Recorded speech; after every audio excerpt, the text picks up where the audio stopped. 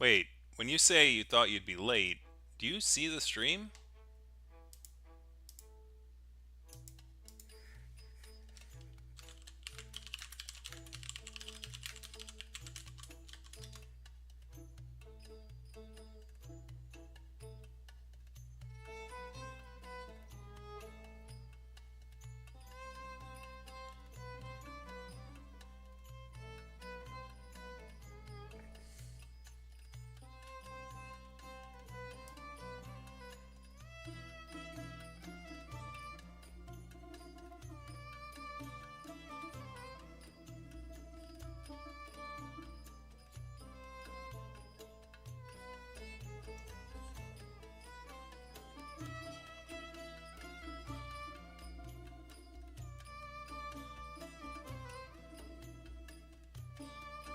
Wait, it's saying live 40 seconds.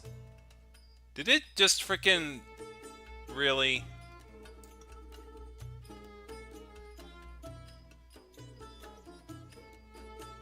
Well, that's freaking great.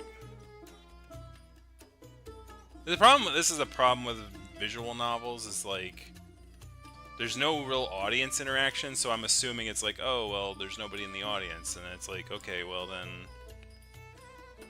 what the hell? How did that happen like that? Okay, well, so what I'm gonna do is I'm gonna hit escape here, and we're gonna load, and we're gonna go back here, and we just lost 15 minutes, I guess. All right, here we go. Chapter 2. Jesus. Chapter 2. Ghost at the Feast, or Lessons in the Matter of Peaceful Conflict Resolution. Take 2. Hey, hey, hey! If it ain't my lil boss! How you doing, ain't I? Having a mighty fine day? Ina looked at what little sky could be seen among the rooftops. The sun wasn't even out yet. I know what you're thinking. Why's this fine buck loitering around the temple so early? Well, none of that. You had me so worried. So worried that I just had to come down and check up on you. And sure enough, here you are. And here I am. First again. Yep, I'm just killing it tonight.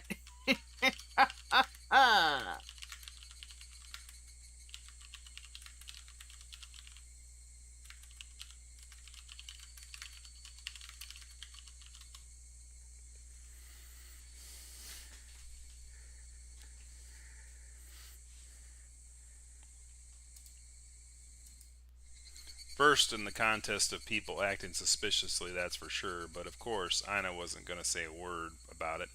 So just so you know, I've done this for about 15 minutes. I just restarted this because what ended up happening is I was streaming for about 15 minutes, or I thought I was streaming, and YouTube wasn't streaming it.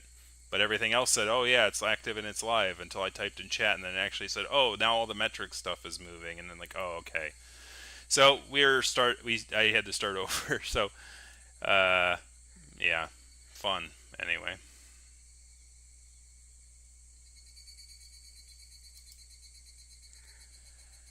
she signaled Adler to follow her into the forge since he was already there.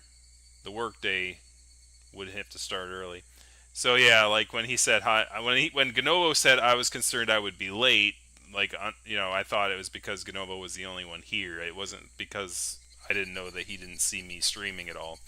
Basically, until the first choice came up, and like, oh, there's a decision to make here, which is like 15 minutes in. It was like, oh, okay, oops. Anyway, let's move on. Rivet here, rivet there. And this weird one's going to my rivet collection. I mean, luckily I saved, like there, physically saved there, and then like was able to go back to it. Work at the forge went something like this. Ina worked on her craft, and then she gave Adder whatever menial task would make him feel useful. What's that, boss? You need me on the bellows? Sure thing. Let me just finish pounding over here and I'll come in a sec. She didn't have any proper accreditation that named her a smith, so he wasn't technically her apprentice either, but that didn't really matter to either of them. No, that didn't matter at all. You sure that fire ain't hot enough yet? All that mattered was the faint floral itch on Ina's nose. Something only she could have picked up beneath the stench of ash and smoke permanently attached to Adder's fur. Boss, you can stop shoveling coal now. I ain't gonna take any more of my clothes off. It wasn't just the way he smelled or the way he carried himself. There was something different in Adder that day. Something had changed. She could feel it. Hey, boss. If you're all done staring at me, I'm gonna get back to work. Those shields won't rivet themselves. Oops. After hours upon hours of hard work, I guess, it was time for a break. Lunchtime. The most tranquil time of the day for both Adder and Ina. Not that either of them with any real stress, mind you, but the predictability of lunchtime itself helped ease Ina's turbulent temperament and Adder's talkative stomach. What have we got in store today, boss? Is it tater time? Is it tater time yet? Adder had since long dubbed this short period between from the forge as potato time, since that was always the menu at Chez Ina. Today was double potato time, since she had forgotten to get him some food the day before. Look at them taters! They're so tiny and cute! Oh boy, they look so freshly dug out, one of them still got dirt on it! Not a problem, boss. They're just... ugh. Ugh. Now that didn't sound like an Adder sound. Did these things always taste like this? Adder tried his very best not to look absolutely disgusted as he turned the 20 or so tiny raw potatoes into puree with his pestle-like teeth. Ah, what a wonderful scene! My favorite furry potato and temple turnip sharing a meal after their heartfelt reunion. Illigrab's enormous face appeared next to the window. Adder for once didn't scream in panic. You don't look so good, Adder.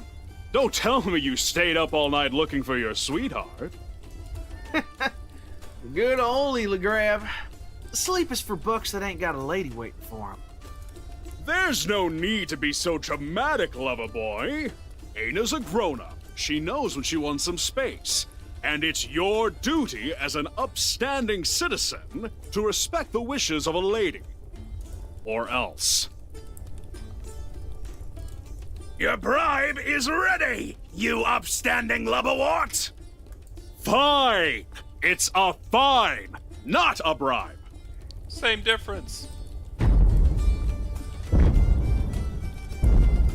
Adder cast his gaze down as Illigrab walked away, leaving him alone before Ina's judgment. Or, he would have been judged if Ina hadn't turned 20 shades of red and become incapable of rational thought after Adder failed to deny that she was his quote-unquote sweetheart. Hey, boss! I gotta get early today. I need to get back my, Goff's hat from the tavern. You know what they say, the hat makes the stag, and he ain't no one without it. Huh? Why can't he go get it like a grown-up? Well, that's cause he broke his leg. Gosh, no, it ain't broke, no ma'am. That dumbass just went and twisted his hoof the wrong way. Yep. Okay, bye, see you tomorrow. Adder ran away, muttering something that sounded very much like prayers to himself. One strange day wasn't anything to be afraid of. Ina's apprentice had plenty of strange days in one year. These are some lovely taters, boss. Perfect potatoes. But I couldn't fit one more bite in my tummy if I tried. No, ma'am. I'm just gonna take these home and stuff my face in front of Gyoff later. I ain't sharing a single one with him. Nope. No way I'm giving all them taters to him or anything. Yep. Anna was more than happy to collaborate in any plan that involved making life harder for the contestant of worst bard in Ireland, but the strange days passed, and they kept passing. And that's when I told the king, bite me. You should have seen my father's face. His leaves dried right up. I spent a whole moon literally grounded. What do you mean you don't remember who broke into the warehouse? I don't know, Master. It's like the memory had vanished from my mind. I'm gonna vanish you from existence! Both deer began clashing horns while Adder and Illigrab stared at the scene. Can you believe that? I know! Can't deer go 10 minutes without starting a fight? No offense, kiddo. No, I mean, can you believe he forgot someone that important just like that? Can people really forget? Sorry, Adder, I don't have time to get into philosophical debates. Those two have just earned themselves a free ride to the dungeon. The stroll took an unexpected direction towards the city guard's main tower in the northeastern quarter of the inner walls. It was the second highest tower in the city, with ceilings tall enough that Illigrab could walk inside. Adder had to go fetch Gyoff from here every so often, so he was relatively welcome as long as he had Illigrab by his side. Take it to court next time. Street fights are strictly prohibited. Are we clear? Both of the prisoners uttered a disheartened, "Yes, sir," and Illigrab nodded to himself. Hey, Illigrab! I was wondering, you could throw anyone in the dungeon, right? Well, I wouldn't say anyone, but I do have a pretty good grasp on Heirloom's populace, if I may say so myself. Hey, I could even set you up in a pretty cell if you ever want to leave Gyoff's place. I'm all good. I was just wondering if you'd seen never mind. Never mind? What's that, some kind of flower? The prettiest in the kingdom.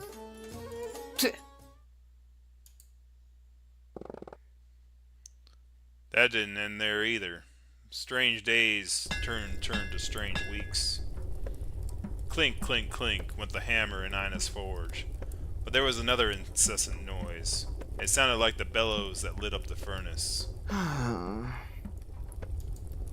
Its source was, of course, Adder looking out the window, sighing like he had wanted to empty his lungs. With a semi-nocturnal roommate that may count among the 10 worst beds in the world, dozing off, spacing out, or generally getting distracted in his job was nothing out of the ordinary for Adder. Sighing, however, that was definitely out of the norm, and he'd been doing it an awful lot lately. Stranger yet, Adder hadn't noticed that Ina had been standing right behind him for quite a while now. What? Huh? Hey, boss. I was just thinking about my things. You know, rivets and stuff. No worries, ma'am. I got this. I'm all focused now. Thunk, thunk, thunk went Adder's hammer. And yet, Ina wouldn't leave his side. Anything else?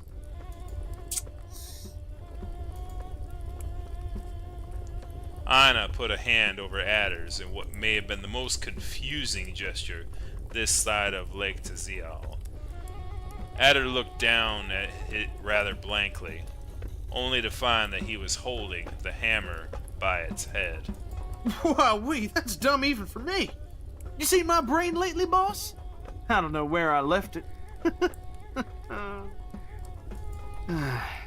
Sorry, boss. Clink, clink, clink went the hammers. Thankfully, because that's the sound they're supposed to make. But it wasn't still reassuring at all. because strange weeks had turned to strange moons. Taters, huh? Sorry, boss. I'm not hungry today either. In the great realm of Akazor, where the very essence of reality was distorted to make flowers carry messages over the whole continent, and a single king had ruled since the gods fought wars in the skies. Adder, having lost his appetite for the better part of dawn soon, didn't sound plausible at all. All right. It ain't like I'm not hungry, Kay. It's just that... Look, boss, I don't mean no offense, but you ever tried one of these? I've eaten knuckles with more flavor in them. Nah, what am I saying? I know you wouldn't touch these with a stick. Your paw's sitting on a pile of Barhan gold. Who the hell wants taters when you can have figs and dates for supper every night? Am I right? The merchant was filthy rich, and he would indulge in such delicacies if he hadn't been too tired of his worldly life to bother chewing and too cheap to buy actual food to fill the pantry. So Adder's meager allowance came from Ina's own. Totally legit unspecified source of income which neither Illigrab nor Adder had probably ever thought about. But why this? Why now? When had Adder gotten so picky? He never had any problems eating the same stuff over and over before. He was thankful that he got to eat at all. I guess it's time I learned my place and stopped drooling over all the fancy stuff I won't have again. Where did he even get to try it in the first place? Restless, concerned, gods forbid, worried. These were all adjectives that clearly did not apply to Ina. But for some reason, she kept passing a tiny, ugly potato from hand to hand as she stared at the city from her home, thinking about the small fortune it had cost someone. Not her, but someone. You'd think that deer would have settled in their beautiful capital prairie where they could graze free and indulge in hedonism. That the whole world looked something like the village Adder wouldn't shut up about. But no. A massive lack of foresight coupled with Icon's stubbornness and the insistence of their king led to Irium growing up in the middle of a steppe between the enormous Lake Taziel and the Alar Sea.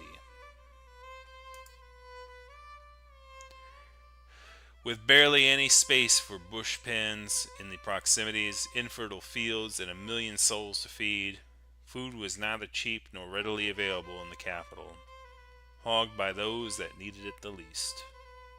Anyway, point is that Adder was a poor starving deer and Ina wasn't willing to put up with this anymore. And we're back to where we were. Great! Okay, so now we're going to say find a cure or get him better food. And as I said, I think find a cure means like trying to fix what's wrong with Adder, which, whatever is in his head, or getting him better food, right? Which means like doing that. Now, I don't think she understands that he's lovesick. So, sound of wishing for a glossary. I don't need a glossary. What I need is a phonetic dictionary, right? Like, obviously, if I probably looked at the encyclopedia, which I probably should do, it might have pronunciation of the words, but the characters will sometimes say the words too. Locations they really haven't talked about all that much. Anyways, do we find a cure or get him better food? I know which one I'm leaning towards, so I'll let you guys, you two who are here currently, pick first.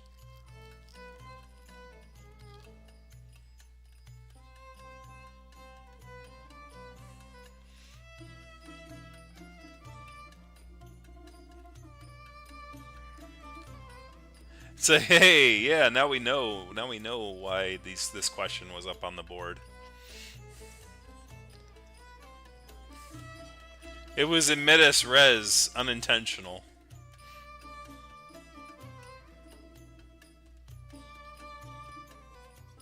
We love the stumbles. Alright. Strangelove says cure.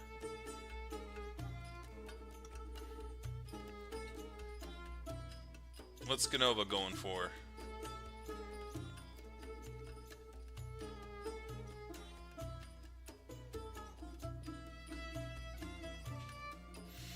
Okay, so we'll find it. We'll find a cure. I was gonna say better food because it's like I don't think Adder's sick or anything, and it's kind of like he shouldn't be eating potatoes in my opinion. But let's go this way. Some small maroon spots on the potato skin alerted Ina that the potato she'd chosen probably wasn't in the best condition. As she was devising a punishment she'd bring upon the merchant that could have endangered Adder's life with diseased food, she had a small epiphany. Perhaps Adder wasn't being an imbecile. Perhaps he was just sick. Ina didn't have the foggiest idea about medicine, but she figured that it couldn't be too different from fixing any other thing in the world. She just had to figure out what piece was malfunctioning. Oh gosh, this is like that quote from Interstate 76. There's this mechanic called Skeeter, and like he had to like patch up a bullet wound on one of the characters, and he goes, "Difference between cars and people. Cars are hard to fix." It's weird. And she knew where to look. Quiet, furtive steps. The only sound disrupting the consuming silence that filled the temple of Hirub. Once that night fell and honest folks left the streets. Any thief that was dumb or brave enough to target such an old place of worship would have been surprised to see that not a single fire burning in the whole temple after sunset.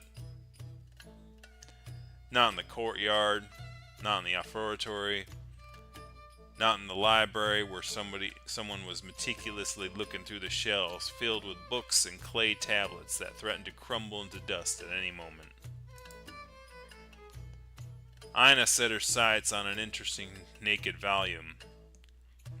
Oh, good lord. Oh, I think I know this. Okay.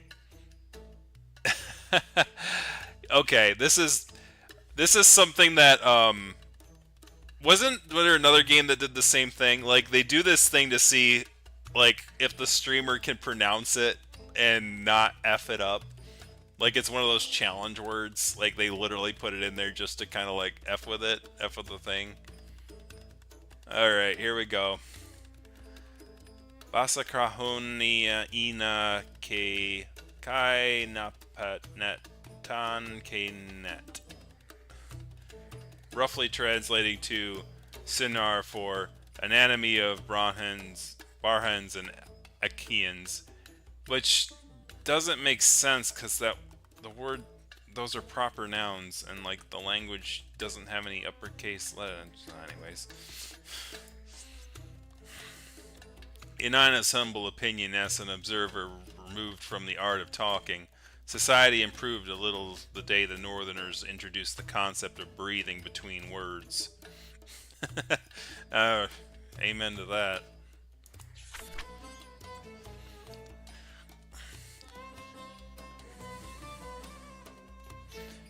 The book coughed a small puff of fine sand upon being opened, but it looked otherwise pretty well conserved. Ina began shuffling through the pages quickly, looking for the part that interested her. The revolting innards of a brutish deer folk. A most thoughtful and impartial oh, wow, I'm stumbling over actual words now. The revolting innards of brutish deer folks. A most thoughtful and impartial evaluative's treaty. Would be a rather forgiving translation for the title of the chapter she was about to read. Oh, what? Right. The reason for Adder's strange behavior had to be written somewhere around. She just had to narrow down the source of the ailment.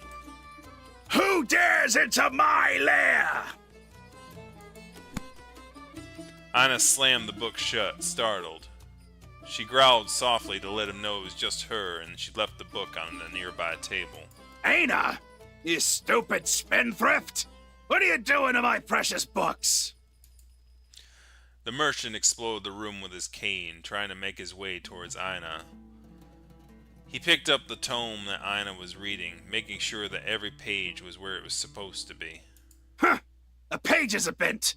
Are you just reading this? Wait, you? Reading? Are you sick, child? Ina would have loved to tell her father that she had hobbies and interests that he knew nothing about, and that he knew nothing about her, and that she hated reading, and that dyeing green her hair green wasn't just a phase. The merchant continued examining the book. He ran his bony fingers along the engraved inscription on the spine of the book. What do you need an anatomy book for anyway? The old man paused for a second, considering his own question. I'm gonna unman that bespalling tallow catch! The merchant stormed off as fast as his fossilized legs could take him, leaving Ina to her own devices. She opened the book once more, passing a few pages for mere curiosity until she stumbled upon the very last chapter. Bloodlust, a concise summary on the geological evidence for the existence of the gruesome savage beasts, speculations and imaginations of their appearance. Ina just closed the book and dropped it to the ground. A marine breeze blew across the streets of Illyrium the next day, sweeping away some of the hot steppe dust that suffocated the city. Ekazor was 2 moons well into dawn soon already, and it was coming to an end little by little. It was lunchtime, or, as it's called, tater time, and Ina couldn't stop thinking about the previous night. The book recommended great doses of fresh air, relaxation, and vitamin-rich soups for all ailments. Ina didn't know what vitamins meant, but she understood the concept of soup. She also understood most other concepts she read about once they popped up in her mind. She no longer had the mental capacity to make a soup. Carrying a small mountain of uncooked, misshapen potatoes, dried seaweed, and several bulbous roots, Ina made her way through the corridors of her home in search for her apprentice. A cloud or two could be seen in the big blue sky, white and puffy, off to conduct whatever business a cloud could have so close to her home. The once great temple of Herod, the abandoned residence of a god that left in a tantrum after the Barhan rebellion. Not to mention not the most elegant farewell, but her father's always said the gods need no manners. The old geezer clearly knew all about that. The lack of manners, I mean. He knew a thing or two about gods as well, but he much preferred to spend his time cursing about them for his longevity. There he went with his usual friends. Burn the Siffy! This time we'll get him for good! Aina! Second-class daughter of a Herod-praying beast! Quit whiffle-waffling and do something about this! I know you're somewhere around here, you fusty lags! Aina! Oh no! He's casting some kind of spell! Hurry up! Ina just stared idly at the mob carrying her father away, off to a pry that would forever magically fail to end the poor man's life. A question resurfaced to Ina's mind. It was adders. Pondering aloud what Ina's father had hated a little more or a little less for purchasing and desecrating the temple of a god that most people despised anyway. She took a moment to consider this as she walked into the sunlight. Don't eat raw potatoes. Yeah, no. Bad things will take root if you eat raw potatoes. So, apparently her father owns a temple that is, desecrated or something like that, and the townspeople don't like the particular god that it worships or something. That's what I'm getting from this. Sacrilege is kind of a global standard, I suppose. Cue adder. moping all by himself in the courtyard.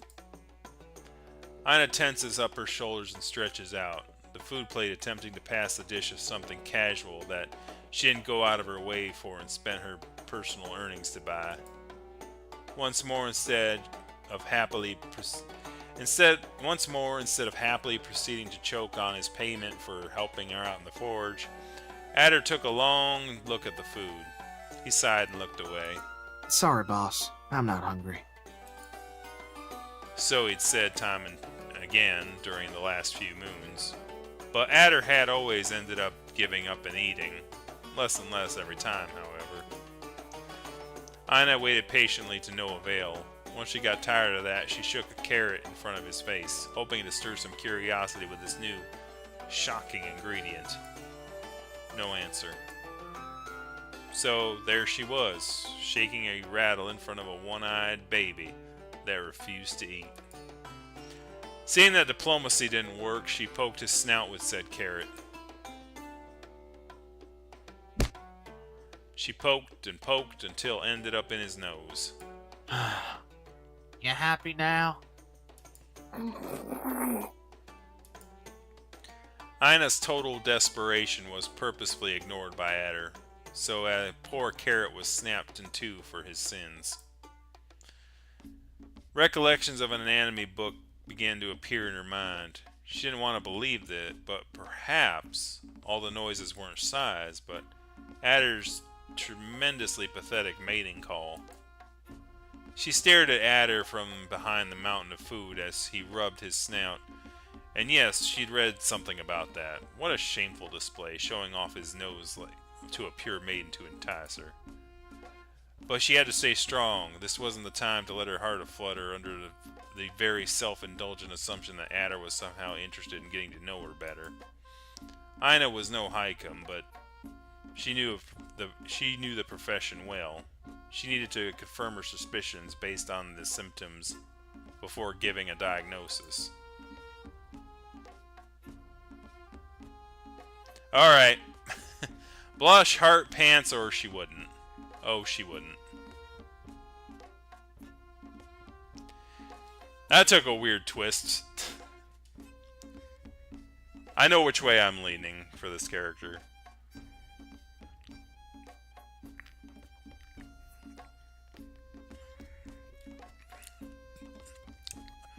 You know, of course, the author had to introduce what's called the love triangle. It wouldn't be a novella without a love triangle, right? Like, Ina's like, sure, like, I like him, but then it's like, also, like, this, gazelle also, and, like, it wasn't she one, like, by the way, like, by the way, isn't Ina the one that was basically who started the phrase "horn eater" last time? Like, really? Like, now Ina's gonna try to seduce or try to like impose herself upon Otter, and it's like, you were the one calling him a horn eater last time. I mean, come on now. All right, I'm gonna select the oh no she wouldn't, because like that's what I was gonna go for, and gonna have said that, so. She definitely would. What? Come on now. Okay. Blush, heart, or pants?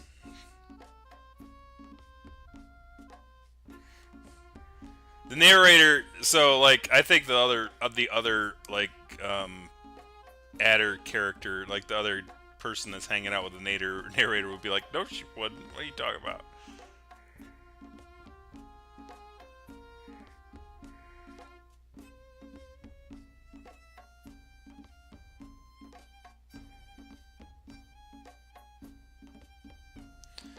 Strangelove's going pants.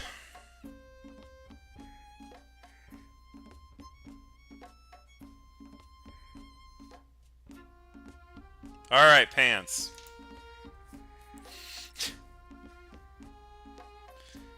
That's fine. Like, it's fine to, like, because then it gives the audience suspense. It's like, what are they gonna pick? Anna's wanton eyes followed the trail of dark, curly fur that zigzagged from the gorgeous brunette chest all the way to the end of his toned stomach. There was a problem, no doubt. A problem in his pants. I'm gonna try not to crack up as I'm reading this. There we go. Now the other person with me in the narration booth is questioning this. Where was she earlier? Hey, that doesn't happen until chapter 10 of my fan fiction. You get it! I was actually just thinking of that Adder's pants was several sizes too wide for him. He lost a ton of weight since they had first met. Living with only one meal a day will do that to you. And he looked down like gaunt as of late.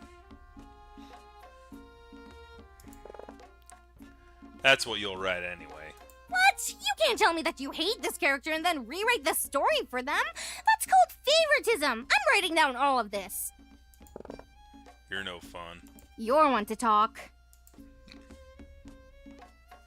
Alright, heart, blush, or that's enough.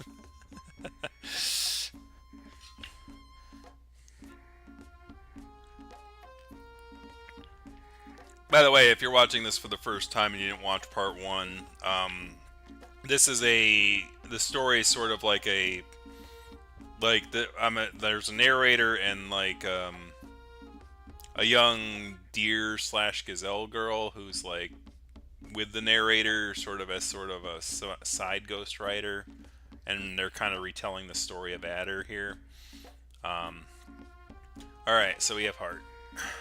That was just talking to cut time, but also to kind of give some background there.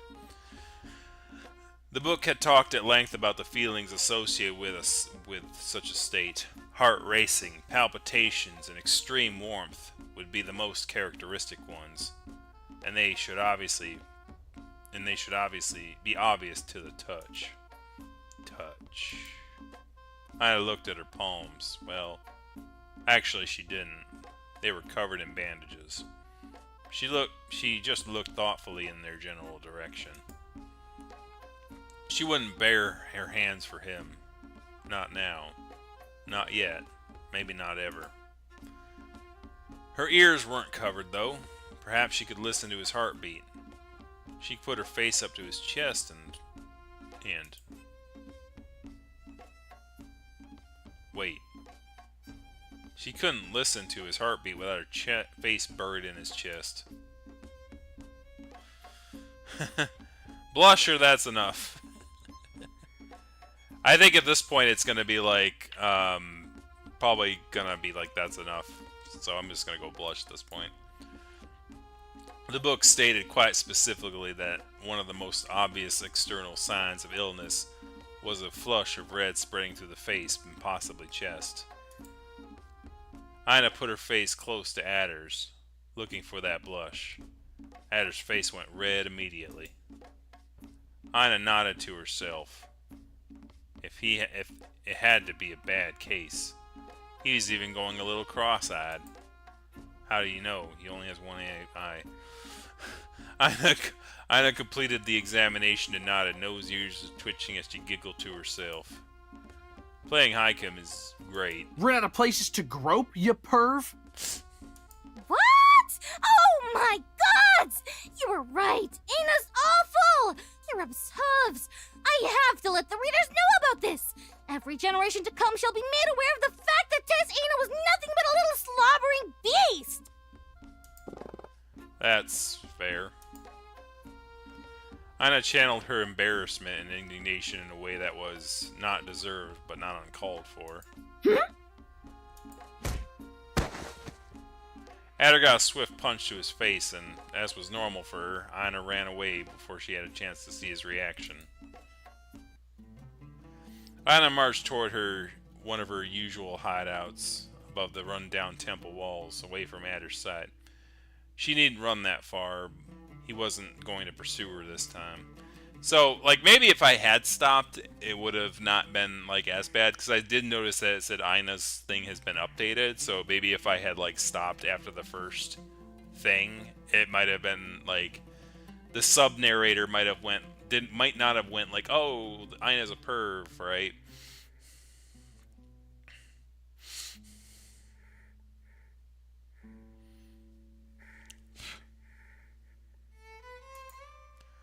Alone with one of her potatoes and all her weapons, Ina began rummaging through her pockets in search of a knife. There was never a lack of those in her person.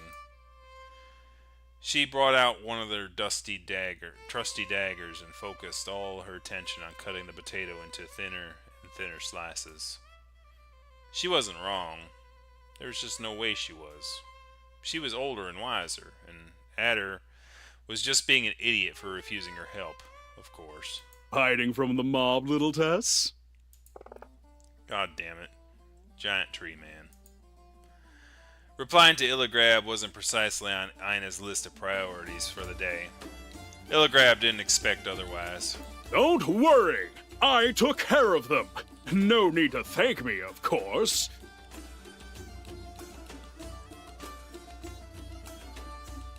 Wouldn't kill you, though. Anyway, all that's left is putting out the fire, so, I was hoping Adder could give me a hand there. Where is the lad? That was another question that didn't deserve an answer. Ina devoted her whole being to gathering all the thin potato slices and then launching them into the air, watching them fly around like some tremendous wasteful confetti. Did you two get in a fight?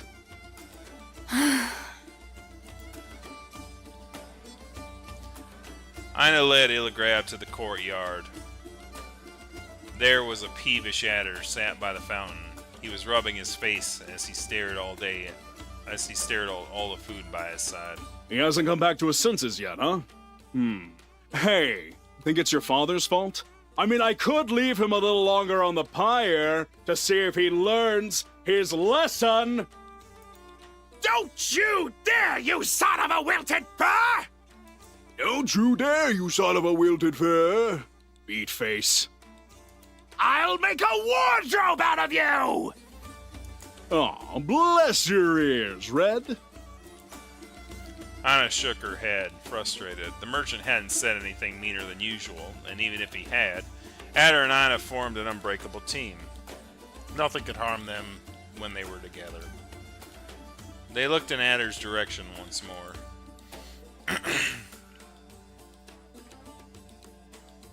Was he actually doing cartwheels? I won't pretend I've ever understood how Adder's mind works.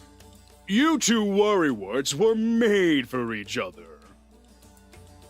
Ina's face turned red immediately. The legendary morose Smith would rather admit any criminal charges against her than let on that she was actually concerned about anyone's well-being. Illigrab smiled and stepped forward before she had a chance to protest, however. Let me handle this. Ahem. Adascend, son of Gurfaz of the Upper Field, you're under arrest!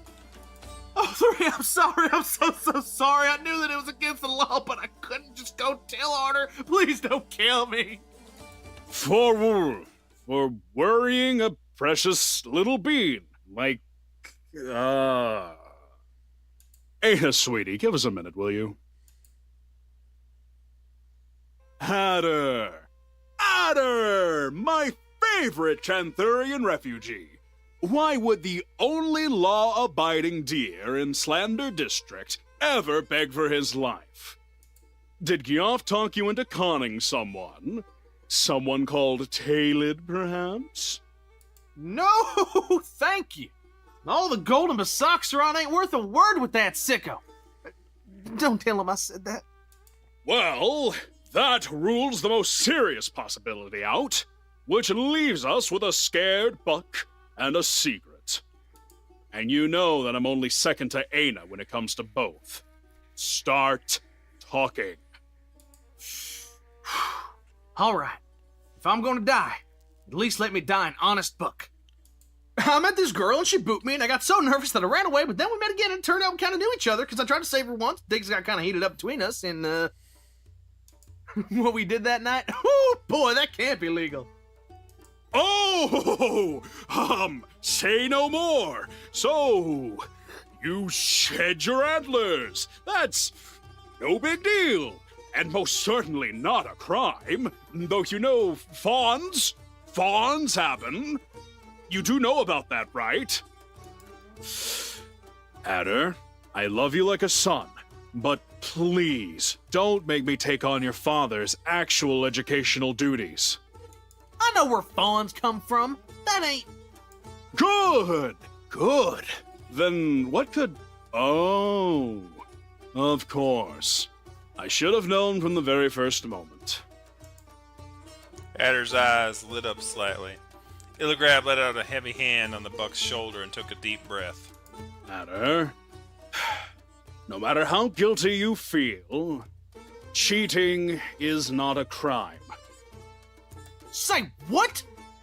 I want you to know that I don't approve of what you've done, but I'm sure Aina will understand if you talk to her. I'd never cheat on Aina. I'd have to be courting her for that anyway. You're not? Course not. My boss is the strongest, and the coolest, and cute as a bug to boot. Ain't nobody good enough in this world to court Aina, much less me. I could never find me a doe like her. But, kid, she's not a... Oh, I was about to say, I was gonna say, like, I see boots up there. Like, is somebody listening in? And then, like, 'cause I was like, oh, I'm just not gonna mention it, but there it is. If a tree falls in a temple, and there are 3 people to hear it, including the tree itself, does it make a sound? The answer is yes. He says, doe. All right, kiddo. That's the end of the talk. Why don't you, go back to sulking in the corner or something? Illigrab laughed awkwardly as Aina dragged him away. You're lucky I can't have you arrested, you unruly little beast. Yeah, of course. Mock your biggest ally. Excuse me. That wasn't on purpose. I swear. Your greatest ally! I was just trying to help you. Forget that stupid argument. I thought I told you to tell him the truth already.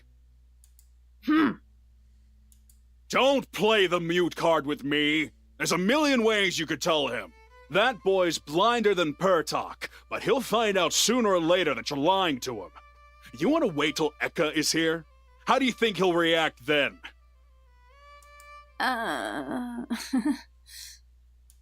Aina, we aren't like him. Like them. I know you care a lot about him, and so do I. I love the both of you. But keeping up the charade for so long is only gonna make the truth harder than it should be. Dear, have a life. And we're a part of it, of course, but there are just some things that we can never give them. Things they need in their short time on Dakna. No matter how much we love them. Adder is no exception to that rule. He's beginning to realize that you're not the son of his life, Aina. Take the whole night business out, and what do you have? He's just a boy with down-to-earth concerns. He wants a farm. He wants a family. He will move on one day and find those things. And we should be happy for him. Do you understand? There were some concepts that Aina was acutely aware of, even if she herself didn't realize that. How painfully small her influence could be on anyone's life was one of them. A few moments went by in complete silence as she contemplated the faces that had left her behind already. She had always been all too eager to forget how rare company had been throughout her existence. Bearing the weight of such a thought, she finally nodded with her head low. Illigrab's mustache turned down as his eyebrows rose. A million worried creases formed where his forehead should be. Great! Then do me a favor and take him somewhere nice tonight. Huh? You have to make sure to have fun together while you can. So go make up with him. take him out tonight. Who knows? Maybe he'll loosen up and tell you what's going on after a few drinks. It's time to let him in or let him go. So you two'd better be smooshing faces together by the end of the night, okay? That's a royal order. It's an incredible display of dexterity. Illigrab managed to produce a giant tree deer's handful, of Doris from a bag in his belt, which he handed to a very frustrated Ina as discreetly as he could.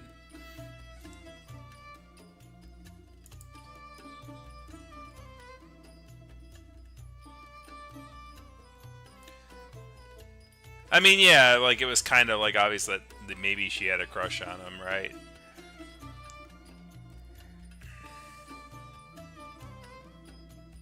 Ella grabs distancing as Tony the Tiger. Yeah, he's great.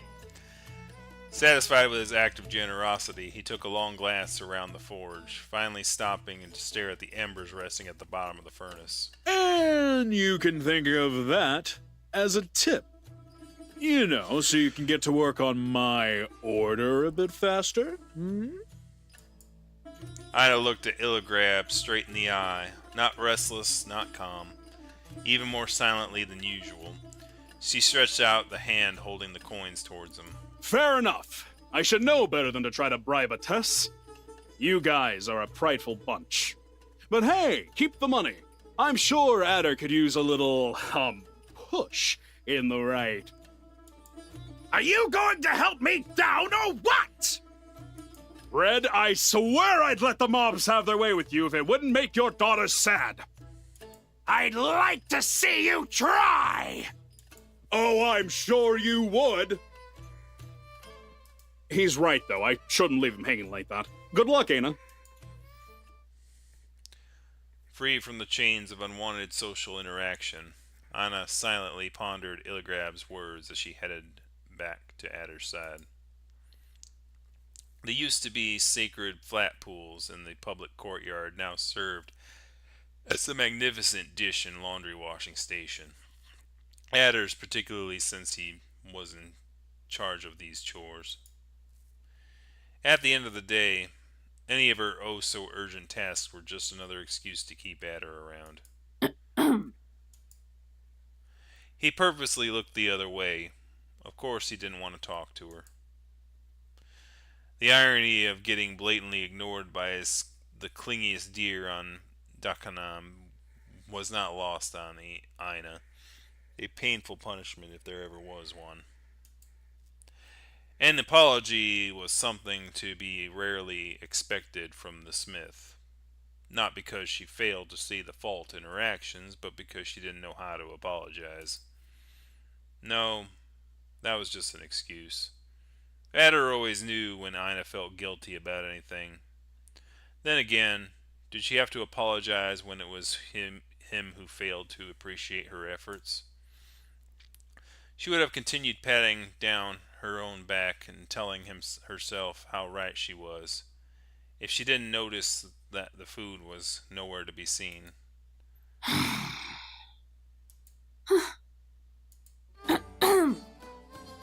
Yeah? Ina carefully removed from Adder's hands the brass dish that he had been polishing over and over. It's not clean yet. There's some red spot that just won't get. An incredible feat, considering that he had been washing that same dish since her conversation with Illigrab started. The dish had been cleaned with such dedication that she could see her reflection in it. Ina stared at the dish, then at Adder, then back at the dish. Adder again. Once satisfied with her observation, she whacked Adder's snout with the flat side of the dish in a manner she considered softly. What is it now? Smirking in the most annoying fashion possible, she shoved the dish on Adder's face. Yeah, there it is. Just let me clean that darn dish. Ina turned the dish around once more to make sure she was right. There was no spot to be seen. Seeing her first idea didn't yield any results, Ina decided that some better strategic position was in order. Hey, wait! Don't go walking into the pool! You're gonna make a...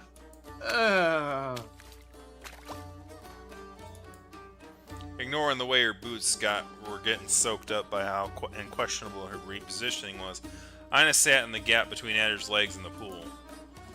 She set the dish out as far as she could and tapped it onto the surface, attempting to call Adder's attention to it once more. He had to regain a bit of composure first.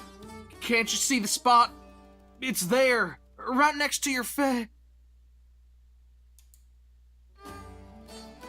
Adder, a brief lapse of clarity came about as Adder's sight traveled toward a red blur on the red dish, right where his left eye should have been.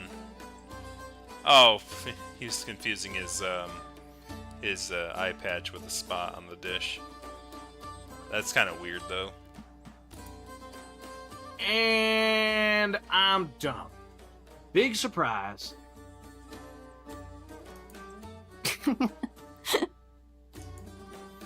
They agree on that. A tranquil silence followed Adder's epiphany. A moment of reflection. Ina looked up at Adder with her big lilac eyes, hoping to tug at his heartstrings in lieu of an apology. Some people would call that kind of purposefully cute look manipulative. Some people would get their asses kicked. Well, darn, boss. I may not be all that used to the eye thing just yet, but I don't really need two eyes to see when you're trying to play me. Ina patted Adder's enormous arms as patronizingly as she could, ruffling the fur that covered them. It seemed none of them would actually apologize for what happened. Of course, they went back to playing with the dish like the big children that they were. Who the hell's that gnarled leafless palm tree? That ain't me. There just ain't no way that's my face. Where'd my cheeks go? No wonder I don't recognize myself. Hold up. How did she even manage to recognize me then? Was that magic too? I had no idea who she or what magic he was talking about. But there was only one gigantic one-eyed roe deer with shovels for hands in the whole city. Adder put the dish away, fixating his gaze further in the fountain, where a statue stood mutilated and bereft of glory it had ages back. Curses! Ain't no way I could forget someone like that twice. Knowing full well that he wasn't talking about her, Ina continued running her bandaged fingers along his fur absent-mindedly, somewhat concerned about his sudden interest for the son of the sun. She could only guess why he was talking to a statue, but then again, didn't that hold true for everything? Did she actually understand a single thing Adder did or said, or could she even? Adder had told her a million things since they met. She didn't care. They did not affect her in the slightest. And yet he kept pouring his heart out into her, and she kept ignoring him, like some sort of tug-of-war for lonely idiots. So why did the thought of not understanding him distress her so much now, when she hadn't made a single effort to do so in the time they'd known each other? In the time they'd known each other, Illigrav's words resonated within her, making her feel a guilt she'd usually quieted with violence. You know, I've been thinking a whole darn lot about the past lately, boss. Ina's torn up ears perked up. What were the chances of the two thinking the same thing? Adder smiled ever so slightly, giving her his trademark, "Here's a story you don't want to miss" look. Do you remember the day we met? What a question. Hey, don't you at me, Missy. Imagine you just walked into the city thinking this is finally your day. You make a friend, he's gonna get you a job, and then you turn around a corner and stumble upon a grandpa on fire! Nothing strange as far as Ina was concerned. Do me a favor and make like your idea of weird and mine sort of match for a minute, boss. As I was saying, My pa raised a good boy, and a good boy don't let grandpas fry on a pyre. So I rush into the temple, ready to end the one life I got to save his. What Adler didn't know is that Anna had been looking down on the scene from her window, giving her quite a more accurate retelling of the events. But no matter how hard I try, the fire's just too strong for me. There's nothing a poor buck like me can do. With his last breath, the old man calls for his daughter, and he hollers until... Whoa! The prettiest girl I'd seen in my life walks right out of the gate! Ida made a conscious effort not to giggle. To be fair, half the female population that Adler met was the prettiest girl he'd ever met in his life. And as she makes her way through the crowd, she looks at me! At me! Of all the people! Of course she was looking at him. He was screaming louder than any man on the pyre. And she gets closer. And closer. And then... the little thing just signs us to get eaten by a beast and walks away like it's got nothing to do with her. Wonder who that gal was, huh? He poked Dinah's cheek as she slapped his hand away as solemnly as she could. He was one to talk about first impressions. Shaggy, chubby, badly patched up, and wearing a ridiculous vest. That's how she remembered the adder that first appeared in her gate, screaming in fear as usual. Once upon a time, there had been muscle and fat, even fat on the adder's arms. All that remained to attest to his giganticism were a pair of oversized hands and clothes that had been mended beyond recognition.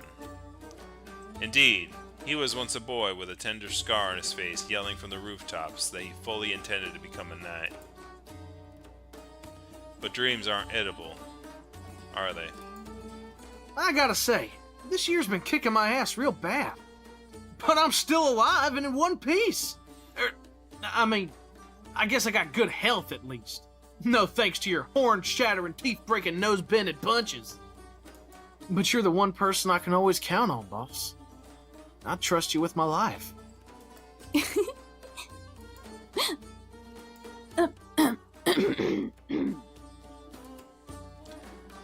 That was just a very adderish exaggeration, of course. They'd only been friends since the last night of Bleak Night, and that's at least the way she saw it. There was no way he trusted her that much already. Then again, Adder would have probably argued that they had been friends since he arrived in the first bloom of flower scents, and that he would have died for her since that moment he saw her. And it ain't just you. I can't imagine leaving Mr. Bard's home. Or not going on walks with Eligrab. Even the patron. Gods, I never thought I'd find something like this when I left the fort. I was just dying to go back. Adder shut up all of a sudden. Ina was surprised he had managed to speak half a sentence about his draft. There went another issue he'd never talk about. Both Adder and Ina turned eyes towards their reflection once more. The image on the dish offered no good answer to the questions either of them had. It just talked about the outcome of their decisions. Ina shifted the dish a little, until she was no longer in the picture. That's where she belonged. Now, you really gotta quit sneaking around, boss.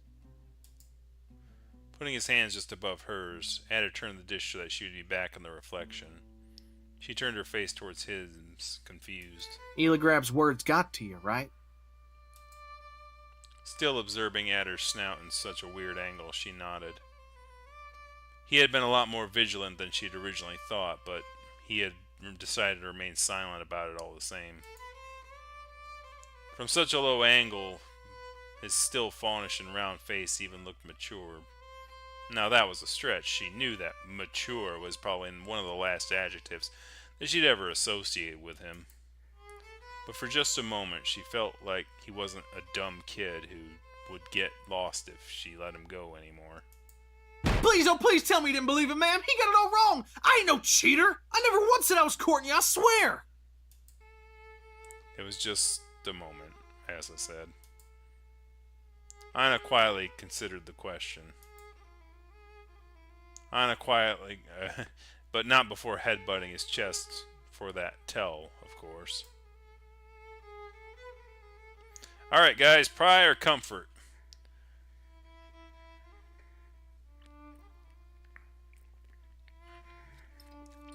So it seems like, I'm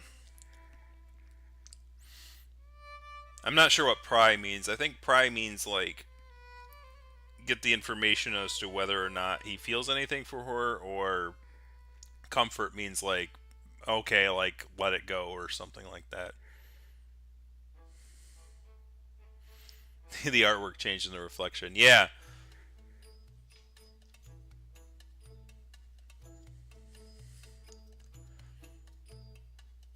It's kind of like one of those things where it's like you don't realize the characters have a history, so like you don't really know their history, and then it's like when you realize it's like, oh, these two characters actually do have a history, then you go, okay, like the whole like would they take their relationships to the next level becomes a little bit more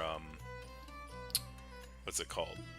Pertinent, rather than just like feeling out of nowhere, because like obviously as readers and narrators we're just kind of in the middle of the thing. But then it's like, oh, they actually have a history together, and they actually have, like knowledge of each other. Alright, we have Pry. While it was true that Illigrab was prone to babbling and fond of hyperbole, there was definitely something going on. Anything Adder wasn't crying about was suspicious by default. With no further need to pretend she hadn't heard a word, she began going over the conversation she'd spied on. Adder said someone kissed him, but that was Adder, always exaggerating stories, so Ina told herself. Coming up with 10 reasons why Adder couldn't ever possibly get a kiss. After all, Ina didn't believe that Adder could appeal to any woman, ever, at all. No way, nope, and most certainly not to her. But with the sole purpose of ribbing Adder, of course, Ina began to make smooching noises as she hugged herself. It ain't like she was, and I was. Look, what kind of buck would I be if I went around sharing that kind of stories? She may have get without a word, but that don't mean I could go hollering her secrets. I won't tell them to no one, much less a lady and much less my boss. It's personal, all right? Oof. Personal. That word caught Ina completely unprepared. She was surprised Adder even knew the meaning of that word. The yellow stag had always babbled any thought that had the misfortune of wandering through his mind, unprompted and unquestioned. Boss had been nothing but an odd formality between them. With a single adjective, in just a moment, Ina felt with complete clarity the wheels of time spinning, out to get both of them. Change was scary, and Adder was an oddity in a world that shunned her. All she wanted was someone that wanted to have her by their side. How could that ever be a bad thing? She didn't need an answer. It was now time for Ina to get back to sulking and for Adder to feel bad, thinking that it was due to his outburst. They got it all wrong. Illigrab, Mr. Bard, the patron. I know they want to help, but all them city folks think they know better than Shorthorns over yonder. He don't ever get to finish talking, because they already know what a dumb fawn's gonna say. You got any idea how gosh darn friggin' annoying that is? Ina rolled her eyes back, asked the mute girl if she knows anything about not getting to chip in. I ain't no fawn. I've been a farmer, and a water seller, and a watchman, and a soldier. I had a life before I met him, and I have one now too, but I just don't want to tell them about it. They wouldn't understand. Oh, but they would. And what if I just don't want to talk? What if I'm tired of everyone thinking I'm a hick and that's it? It ain't the end of the world, right? Right? Adder looked at Ina pleadingly, with a big, glassy eye on the verge of tears. The smith couldn't help bring herself to give him the sarcasm he deserved. Ida nodded patiently, giving him a lazy, derisive pat on his cheek. She found that almost relatable. With a loud sigh full of resignation, frustration, and just a hint of relief, Adder rested his chin on Ida's hand, letting his surge of honesty suddenly vanish. Woo! Feels good to get that off my chest. Once more, does and stags, the only one that gets it is Aina the Smith. I'm sorry for all the grief I've given you, boss. I should have talked to you sooner. Indeed, he should have, but she was gracious enough not to remark it. Ina let him know that she was still expecting an explanation with a single look, and Adder's cheeks jumped a little as he looked away, smiling as coyly as his giant teeth would let him. And here came the part where he poured his heart out to the beautiful maiden by his side, and their relationship was strengthened even further. Boss, you know that I know there ain't nobody in the whole of Akathor that'll keep a secret safer than you. But that still don't mean you get to hear about it. Huh? Time to roll out the barrels. Well, ma'am, I think I'm all talked out for today. I should get going now. Mr. Bard's playing tonight, and someone's got to make sure he don't drink our money. See you tomorrow.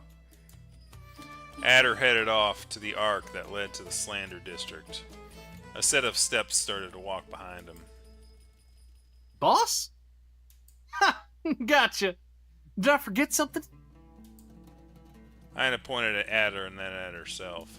You want to come along? I don't know, boss. It's, a stag night. We're gonna drink ourselves silly, and then we're gonna talk about does. Woo! Yeah. Yup, talking about does? Now there's the biggest piece of fiction ever written. Needless to say, Ina remained very much unconvinced. What about your pa? He's gonna be madder than a hoarder when he hears you're out drinking with me again. The merchant was essentially mad every fraction of a second he spent alive. That wasn't a deterrent under any circumstance. Let me make this a bit easier for you. Do you remember the last time we went to a tavern together, boss? You know, when you threw Mr. Bard out a window, and then you just ran after him and left me alone to... Hold up. Don't tell me that was the day she... Whatever story Adder was about to tell disappeared completely from his mind. He bit the claw on his thumb, babbling to himself about that strange accent of his. Oh, that was the night he went out and... Because he was drunkish, right, when he saw the gazelle and saved their... Or basically got the guards away from her. Her boots didn't even make a sound as she shyly walked towards Adder. She grabbed his hand with hers comparatively tiny fingers and looked awaiting a response.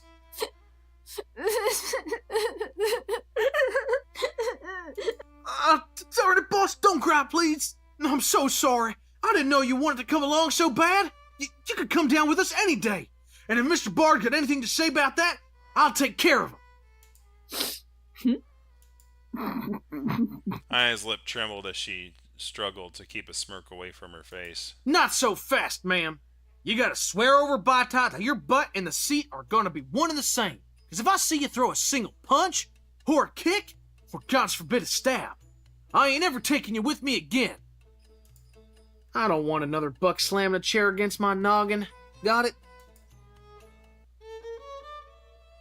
Suspicious glares and mutters accompany Ina and Adder all the way through the Slander District, until they ended up in their usual tavern. Or rather, the closest thing to a tavern one could find in there. The Lucky Bastard, so called in honor of the owner's late husband, who was struck dead by a lightning bolt after walking out of a gambling house. The three were clearly mad at him, though not quite as much as his wife. She had surely made peace with the memory of him after finding his secret earnings and opening the tavern. If that doesn't give you a clear idea of the type of gents that frequent the establishment, suffice it to say, they let Guelph play in it. Adder peeked in, looking with apprehension at the few deer scattered across the tavern. Anyone capable of ignoring the aberrations Guelph played possibly deserved to be there. A quick look back at Ina revealed her eagerness to quiet Guelph using her fists. She noticed Ida's expression and quickly put her hands behind her back. Hey now! You promised you'd be quiet. You swore over Botop. He's gonna smite you to death. Ina took a hand to her forehead and pretended to swoon. She actually miscalculated and fell on her butt. Smitten indeed. I ain't joking around, Smitten boss. indeed. This is the one place in the district that still lets Mr. Bard play. I can't get in trouble here. I can't do that to Gyoff again, okay? Do it for me?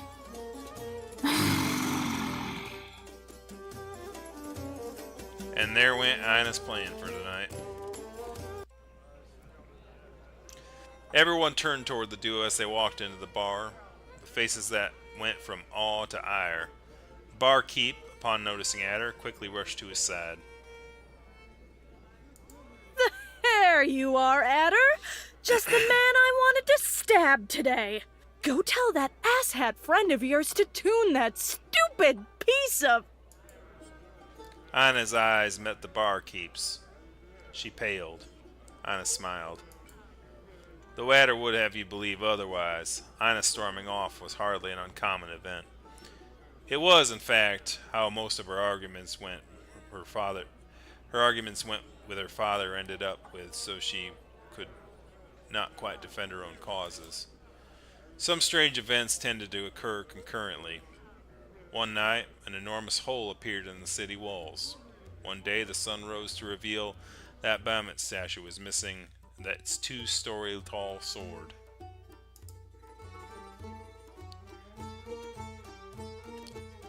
Most recently, someone removed all the pavement from the northeastern quarter of the central plaza. An extremely sharp dagger was the only clue of the thief left behind.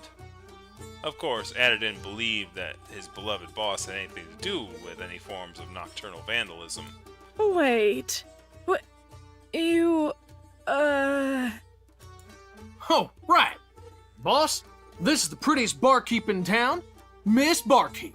Miss Barkeep, this is the prettiest smith in town, my boss, Ana. Ana? Ina tilted her head up slightly to let Adder pat her head affectionately. Still in such a cute position, she turned her eyes toward the barkeep in a killing glare. Ana, of course. I didn't know it was like that. Give me just a... You bunch of twats better get your asses out of this place immediately! These two want some space! There was no answer to the barkeep's order. Ina reached for a hammer on her back. There's no need for that, ma'am. We'll just try to fit in a corner or something. Adder took a deep breath as Ina placed the hammer back on her belt, sending just one last look of disappointment his way. Gyoff's barely comprehensive poetry became clearer as they reached the back of the tavern, though the bard seemed too occupied with his performance to notice them yet. They managed to find an empty space where they could barely fit together, though their designated room on the floor had become considerably bigger after Ina curled her lip at the deer around them. Well, that sure was a thing. She never called anyone a twat for me before. You know the barkeep, boss? Nope, no way. She had to be confusing Ina with some other green-haired albino that wandered from tavern to tavern once a moon, demanding a little tip in exchange for not raising the place to a ground. Easy mistake. Once seated, Ina called the barkeep with a deep, menacing growl. She rushed to her side immediately. Oh my goodness, Ina's part of the mob? Goodness. Man. I guess the boss is more figurative. Like, the boss now has, like, Like, more meaning than it normally would have. Holy cow. And how can Adder be, like, so, like, I don't know, like, Adder's just like, yeah, I work for a person who's extorting money from the slander disc. Yeah, that's just the thing I'm doing, apparently. Goodness. And it's even like the person, like Illigrab's like, I can't do anything to arrest you. And it's like, I guess that would sort of make one turn someone who with immunity like that would probably start doing some crimes on the side, I guess. Goodness. Anyway. Yes, miss? Anna pointed to a cup and raised 2 fingers. The barkeep clearly didn't need a translation. But Ina's request didn't seem to cheer Adder up as it should have. Make that just one, ma'am. I ain't got enough money. And I don't feel like drinking anyway. But Ina felt like making him drink, of course. She brought out a shiny Daru from Illigrab's gift, pointed to herself and then to Adder. Oh, that's mighty kind of you, boss. But really, I don't wanna. I said no thanks. Ina tried to push the 2 coins into the barkeep's hands while Ada tried to pull her hand away quite fruitlessly. Aina! What did I say earlier about trying to know what's best for me, huh? I don't always gotta get naked to have fun, alright? Huh? Both Ina and the barkeep looked at each other, then looked at Adder as he pursed his lips together. Get drunk? I mean, I don't gotta get drunk. What do you know? I think I kinda do need a drink. Get me drunk, please. I don't want to think about being naked now. Adder was already bringing himself through himself enough shame, so Ina kindly overpaid the barkeep in a desperate action to make her go away. Make your drink, but I don't want the drink. He doesn't want the drink. I do, I don't, I do, I don't. You don't, I do. Once the barkeep left, she took one of Adder's hands and pulled it away from his eyes, trying to get a good look at his face. She would have had better luck looking for faces in the mold covering the walls. Doth mine ears deceive me, or is that the tinkling of coins I hear? None other than Geoff had finally turned towards them in a very calculated nonchalantness, plucking the strings of his perpetually out of tune old. Ina pulled her ears down and sighed audibly.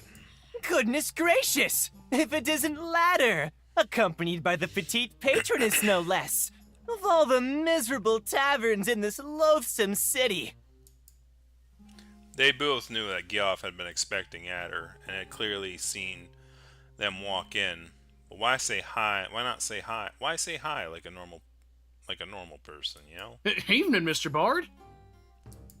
I know what time of the day it is, thank you very much. I'm painfully sober yet. Or at least sober enough to recognize a moon in the sky and a lad eaten up by his misgivings when I see one. Aina, what did you tell Adder to make him wail like that? Oh, woe is me! So young and I'm turning hard of hearing! Speak up, dearie! Wow, I wonder if she don't like him. Ina's teeth gritted once against loud enough for Adder to hear. They exchanged a very serious look, one that said, "Don't." A series of strangely precise grunts and gestures followed one another, under the expectant attention of the bard. Afterward, they both looked at Adder, until he finally relented. She wants you to keel over and die. Why? Is she too lazy to kill me herself? How's it going, Summer? It was a question, not an invitation. But of course, that kind of subtlety doesn't fare so well around the likes of you. Ina was considering how to best break Geoff's snout with a single strike. But Adder fulminated the bard with a look before Ina had so much as a chance to grunt. Cut me with the sword if thou must! but wound me not with the knives in thine eyes. Not you, Cabbage Head. I know you'll do both gladly. Hey, quit picking on her. Picking on her? Goading her a little counts as a provocation now? 'Tis but a jest between old friends. Very old friends. Aina knows it, doesn't she? Doesn't she? I said quit that, Bard. Me? She's the one that casually throws people out of windows. That's because y'all make her mad. Guards? Guards? Yes, see, my friend broke a buck's spine, but that's okay because she was mad. Adder was about to reply, but the barkeep finally arrived with 2 cups filled to the top of where she surely hadn't spilt it all. Ah, just the thing to keep me goading. Yoff grabbed one of the drinks before Ina had a chance to grab hers. She rose up from her seat, livid. Hold up, boss. Don't go breaking promises so soon. I'll pay you back for that one.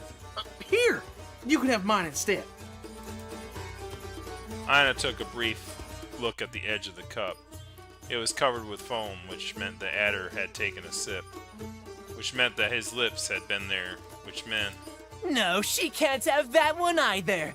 Aina's not old enough to drink. At least formally, And she's never getting older.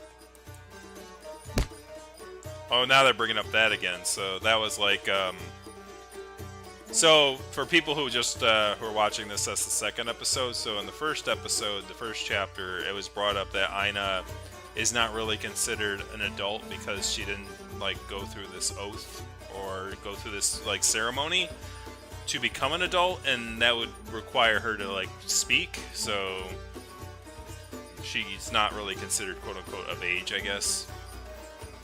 Even though she is clearly old as an age and time, which is just kind of a weird concept, but that's basically what he's referring to there.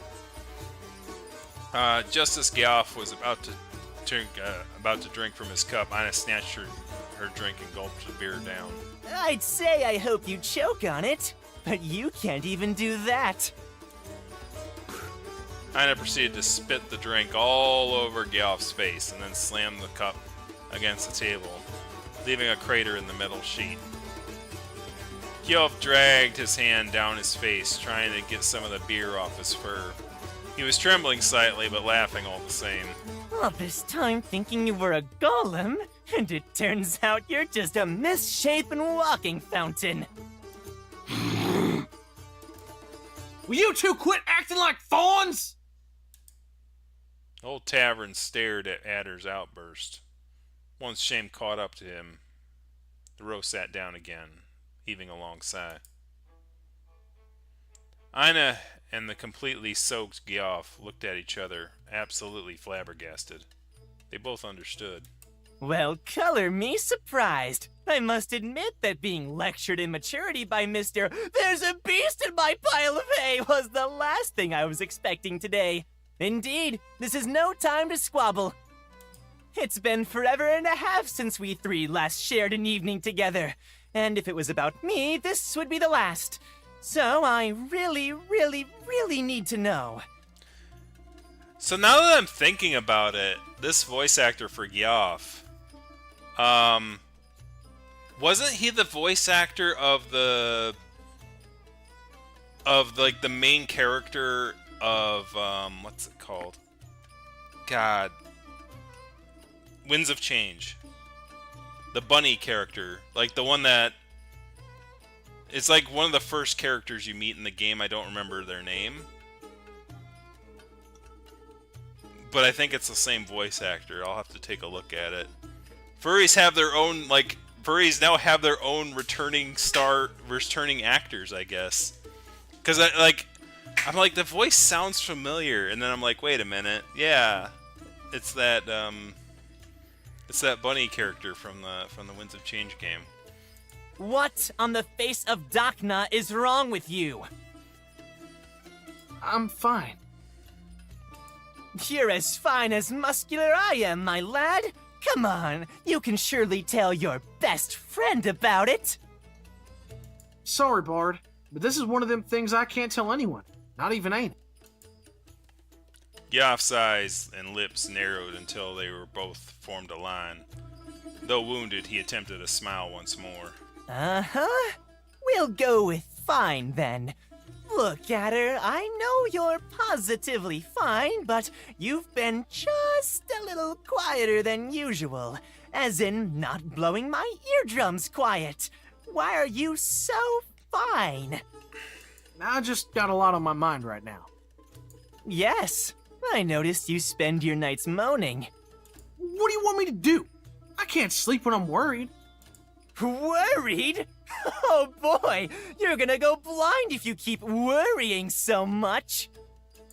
Don't go saying that kind of stuff in front of Ana! Why? Is she not the one for whomst thy heart weeps? Say what? I'm going to give you the chance of your life here. Do you want to sleep with Ana? Adder got so flustered that he almost flipped the table. Ana suddenly lacked the dexterity to find any of her many weapons and the accuracy to wrap her hands around Goff's neck. Is that a yes? It's a gosh darn freaking gazelle, alright? Adder immediately ducked his face in the drink. Goff's jaw fell to the ground. Ana forgot how to breathe. He was, in fact, a horn eater. The bard proceeded to spill the contents of his cup all over the plate, banging the table with his fists, laughing over the top of his lungs. Ina's cheeks swelled up as she tried her best not to cackle. How's it going, Tony? Wait! All that melodrama! Just for some Barhan lass? That ain't the... This couldn't be sweeter, oh you're a horn eater. This poor hobo was so mistaken, you see. Thought you'd cry for a golem, but you're just too wholesome. Quit with the golem thing and listen just this once, alright? It ain't about me being a horn eater or not. I mean, it don't even matter. It's been a moon since she gave me the axe. But I needed to see her one last time, and something happened that night. Something I can't tell Ana or you or anyone. And I can't stop thinking about it. I can't stop thinking about her. Ah, yes. I'm sure a lot of things happened that night. Or didn't, from the look on your face. You know, there's not a face unbeknownst to this bard. So tell me which Zell has been touching your neck. Go tune your ood, Gyoff. Wow, touchy! Anyway, I'm glad to hear that you're a healthy deer with healthy obsessions that don't include lifelike dolls with a penchant for smithery. I'll leave you two friends to your business dinner. With that, Geoff got up from his seat. Instead of going back to playing his horrible songs, however, he headed to the back door, muttering things under his breath all the while. Ana's eyes finally drifted back to Adder. She turned red like a tomato. Gyoff, am I right?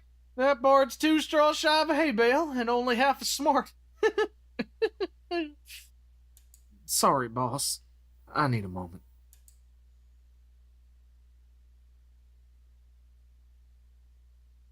Alright, guys, we're going to follow Geoff or we're going to stay with Adder. Though it does sound like Adder wanted me to go, but, you know.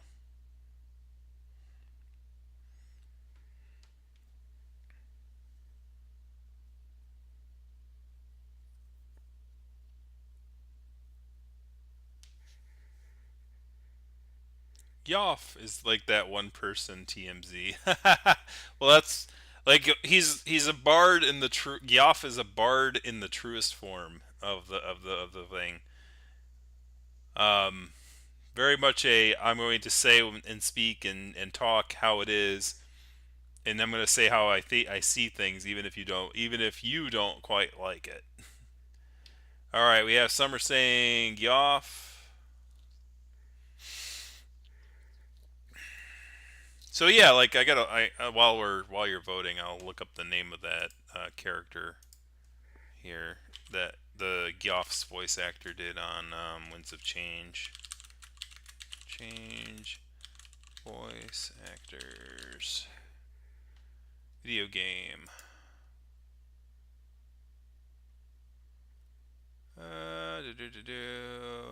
Slavi. It's not Slavi. Valessa, Ulrich, no. Fortamine. Halen. Shane. It's either Shane or Fortamine. I can't remember the characters.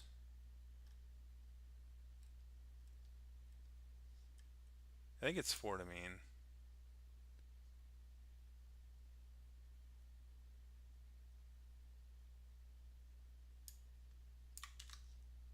See, DJ, sorry, Winds of Change.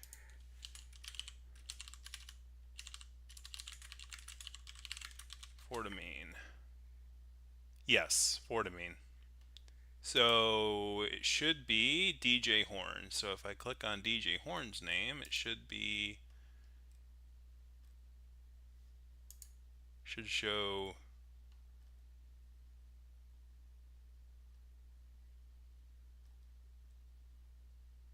it does not like, so interestingly, like his IDMDB does have several things on it, but this is not included on it. But I will have to look if DJ Horn is the actor or not.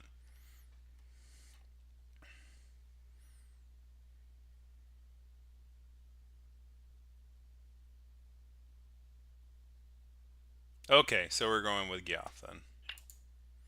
If anyone could give Iana some definitive insight on Adder's problem, it was the man who shared the room with him. You just did that on purpose.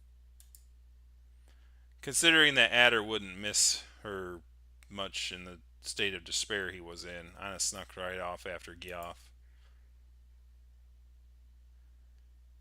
That's what they're listed on as.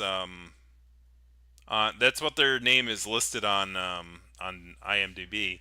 Now, yeah, as you said, if his voice actor's name is DJ Horn and he's a antlered bard, that is kind of funny. She quietly closed the door behind her, taking a good look at the labyrinth of shady streets that manifested itself in front of her eyes. Needless to say, the bard was nowhere to be seen. We'll keep looking. Her nose twitched slightly. She knew Gyoff was around somewhere. Ina began trudging through the dark alleys that made up Slander District, following the scent of broken dreams and thyme. Shrubs and deer alike avoided her wherever she went. The city knew her eyes. They knew the sound of her steps. Everyone would know if she grabbed a bag and left the city all of a sudden. Not for long, but they would know. And she didn't know anything about the people staring at her. They had no names for her. They were just faces in the background. She wouldn't miss them if they disappeared. Ina walked around a corner and then nervously walked back, lost in a maze of her own undoing. Perhaps she knew the names of the people that felt the same way about her. Boo! Nope, there he is. Aina! It's me! Your pal Gyoff! Gyoff, son of a guy! Indeed he was, and now the thought of rendering the bard unable to speak through another word for quite a while briefly crossed her mind. It was quickly followed by the image of Adder berating her for it. Ina's little inner Adder won this battle. She put Gyoff on the ground, where he struggled to get his breath back. Losing the only person that was better than her at sneaking around would be a shame anyway. What? That's it? Wow, you've really gone soft, shorty. So, what makes you follow a handsome rogue down a dark alley? Are you that heartbroken? Ina covered her left eye with a hand and then shrugged. Ah, Adder. Yeah, well, isn't it obvious? He's love-struck. Or love-lorn. Love something. And I'm ecstatic to hear that it's not for you. Strangling Gyoff suddenly became the #1 priority once more, until she realized he looked as uncomfortable about Adder's ordeal as she did. Ina knitted her eyebrows together. She could barely believe that what she was going to do. Gathering all her strength to quiet down her more violent urges, she pointed at Geoff and then shrugged again. Me? You want to know what I think? Ugh, Aina, you can't just be nice all of a sudden. It's too weird. Ugh. Look, I just hope that his heart is hurting for a nice kitchen maid, not that spoiled little... Geoff muttered something to himself.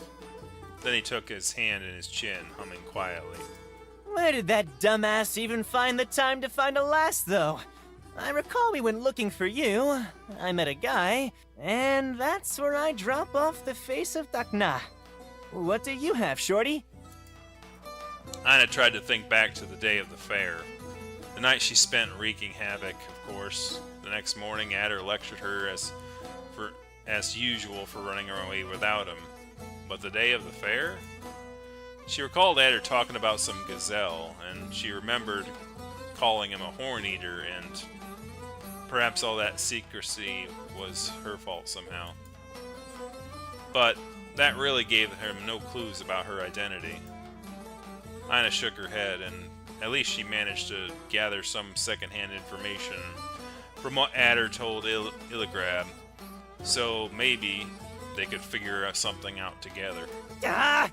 Okay, maybe he just didn't say she was a gazelle, but he surely talked about her. What would an idiot in love say? Poems. Her mien. Did he talk about the marks on her face? Or her hair? How about her eyes? Did he recite about 4 verses full of similes, specifically likening her irises to sapphires or the sea? Nope. Okay, I need to get in character. I'm a huge walking palm tree that likes girls. Okay, what do I want? Her bosom? No, gazelles don't have any of that. Her horns? Nah, you'd have noticed mine. Their fur is yellow, and so is he. Okay, that doesn't help. Come on, Geoff, you know gazelles better than anyone. They have a tail and... Wait, tail? That's it! Her butt! Did he talk about anyone's butt?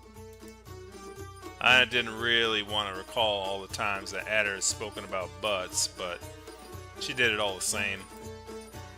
And there it was. Ina remembered perfectly Adder's pitiful attempt at pretending that he hadn't been drooling for some gazelle with an impressive butt face.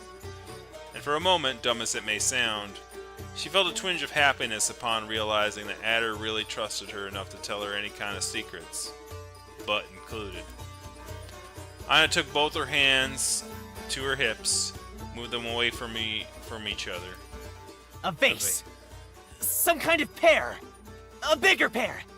A ball. Heavy. No, that. Can't you just write it? Tired of the pantomime, Ina simply pointed at her butt. Geoff's face turned an expression of pure, unadulterated horror. He mentioned a gazelle's butt? Wait, there's more? He said she was strutting her butt? Oh gods, no! Not my sweet little adder! Not my Sebs! No! That has to be illegal somehow! Oh gods, no! Alright. Breathe in, breathe out. Keep your temper in check, Geoff. Okay. Remember when I said that I'd be fine with him being with anything but a golem? This is the exception to the rule. I'll give you my blessings, I'll play at your wedding, I'll do anything you want. But I beg you, no, I implore you, keep her away from him, or else they'll... Oh, God, no! I'm imagining it! Ugh. Look, I can't handle this. I can't look him in the face right now. I'm going home. Oh, gods, I have to tell Taylead! No, wait, no, he mustn't know. A sudden concert of harmonic bells is the last thing one would expect in the slums. And yet, one Barham band hurried in their direction. Geoff wasted no time. Get your hands off my lad, fat ass! Oh, found her. What did you just say? Ina lacked all of a sudden. Ina lacked all of a sudden the mental capacity to point at the culprit behind her. There was too much on her mind. Ugh, I don't have time for this. The gazelle ran away, trying fruitfully to hold the bells that hung from her sash together so they'd stop ringing. All right, that feels a lot better. Come on, Cabbage, we have to head back to the tavern. It's time for you and I to get back to work. Let us never speak about this again. Should be easy, hmm?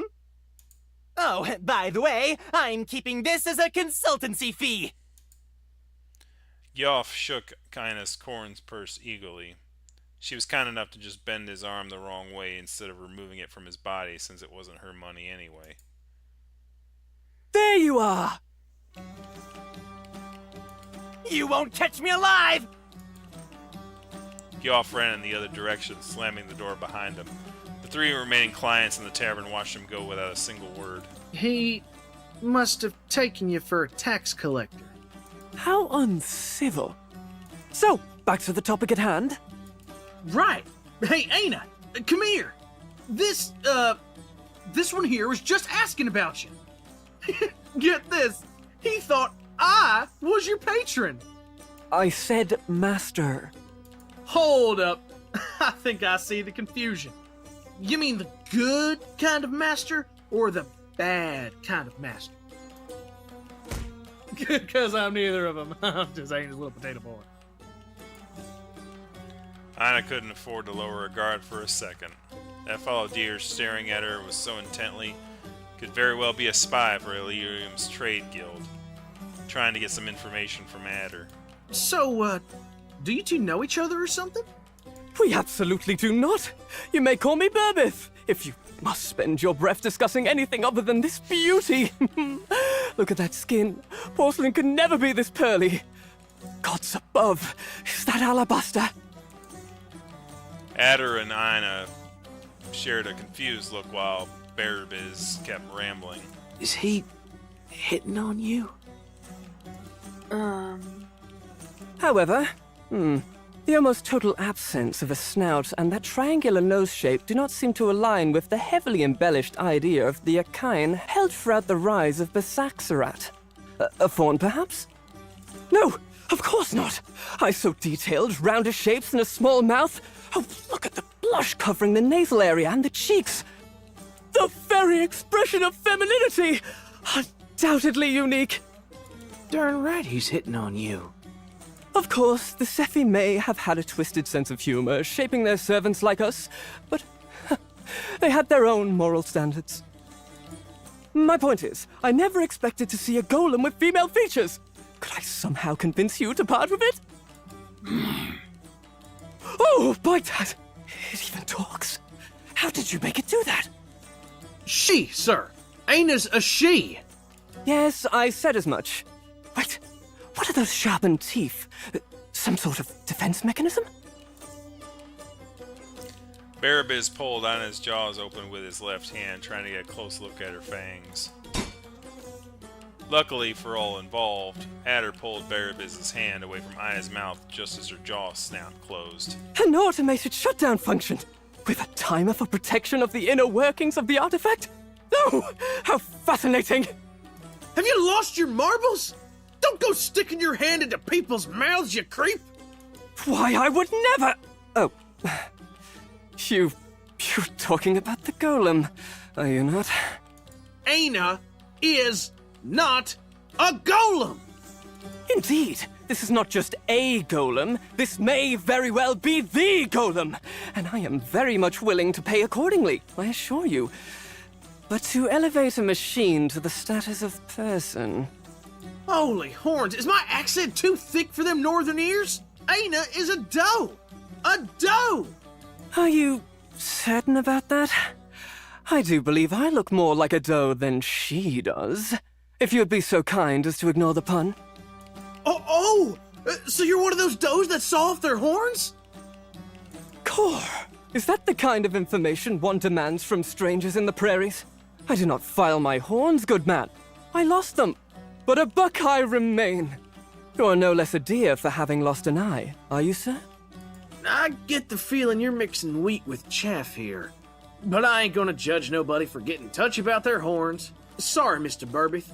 Worry not, friend. Truly, it is not the individual to be blamed, but a society that places unnecessary emphasis on weaponry and traditions from an age of intellectual darkness. We shan't be equal for as long as our intrinsic value continues to be tied to the size, shape, or absence of horns. Hear, hear. I get so much grief for having small horns. But I says to anyone that looks at them wrong, you got a problem with them horns? 'Cause I should be the only one worrying about my horns. Indeed. Isn't the practice of turning our antlers to bone as a rite of passage simply barbaric? Without it, we would be free of accidents such as the one that beset me and your need to overcompensate for your size complex. Darn right! Wait, my what? Both Adder and Bearbiz turned to look at Aina. They'd clearly forgotten about her. Wow, look at that face! I could almost swear it looks offended. All right, let's go over this one more time. She, not it. I ain't saying that Aina looks like a doe, no siree. She is a doe, Mr. Bearbeth. An albino doe. With a father, not a builder. Aina's gaze shifted the other way upon hearing the word doe used to refer to her. She nodded anyway not to leave Adler alone. It is certainly not uncommon for an engineer to consider his magnum opus a child. It is, however, extremely unnerving, much like your complete ignorance towards the unique characteristics of your acquisition. The albino-like features we are accustomed to stem from the decay of their original paint. The root of her fur and the beet-red underpaint on this Aina's nose indicate that she was most likely done originally. I see the green dye is recent, though. Copper dye, perhaps? Bold choice. Certainly not one I would have made myself. With all due respect, sir, do you understand the kind of chemicals you're exposing your golem to? Adder stood still, so very still it would seem he had turned to stone. Then the stone began moving. He got up very slowly, putting both hands on the table until he was finally fully standing like the towering mass he was. You could call her my boss. You could call her my friend. You could call her a zillion bad names and she'd be all of them and more. But Batat help you if you call her my golem again. Adder's scream almost sent Barabas's glasses flying. Panting and clenching teeth was not an expression befitting a boy so sweet. Aina put a hand on Adler's arm. The boy stared at it for a moment before carefully shrinking back into his place in the seat. If your eyesight is as bad as I suspect it is, perhaps you should consider acquiring a monocle, friend. Or a relaxing cup of hemlock tea, both of which would do you much good. I am not sure how you stumbled upon her, but I'm what you might consider an expert on the subject of the Saxarat as a whole. And I can tell you, this is a golem. She's not! Is too! Is not! Fine. I had been told that Rose seemed shamelessly ignorant out of sheer stubbornness. But let no dear say I did not attempt to reason with you first. Prepare to be convinced, sir! Whoa. Barabas's cape flew open. He threw a dagger with his left hand and pointed at Adder. Seeing this, the barkeep rushed over to their side. Stop that, you halfwit! They're gonna destroy the tavern! Who? That fool? Before even an inch of the tiny blade had been revealed, Adder started running, and even though Barabas clearly didn't have any intention to pursue him, Adder kept running all the same. No, not the Sandfur! The beast! Oh, not this again, please. This is a golem. Honestly, this is why we need more publicly funded academies.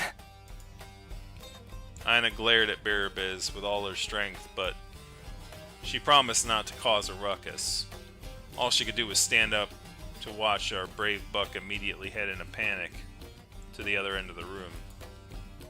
A knight that ran in the opposite direction whenever he saw a pointy thing, some knight that would be. Then again, Adder hadn't said anything about that for months. The only one to mention ever was Gyoff. Of course, Adder had stopped talking about becoming a knight. He knew how ridiculous that sounded, and he had probably realized at some point that what everyone knew, there was no hope for him. Once more, Ina had stayed behind. She had clung for dear life to the idea of a boy that had outgrown her, ridiculous as it sounded in the precise moment. Ina sighed to herself, finding the whole situation rather underwhelming. She didn't even react to Barabiz's approach. The so-called Golem expert cut a small gap on Ina's trouser leg. Now face the irrefutable proof! Look at this! Wait, where are its joints? Maybe the other leg. No, over here? How about up? Wow! How very anatomically correct!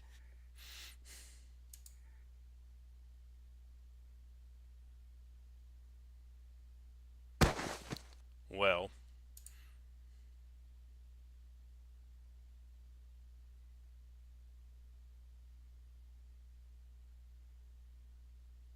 perhaps there was still hope for Adder.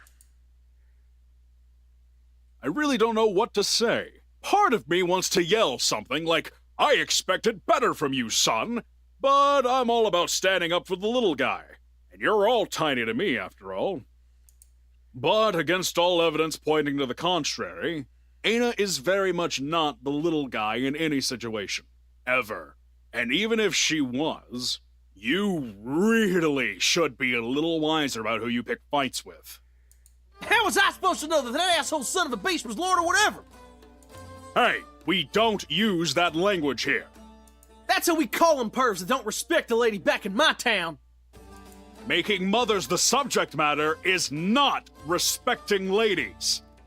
The patron insults Miles all the time, and I ain't never seen you complain. And since when's that senile desert shrub a role model? What in the name of the Hatsa are you laughing about now?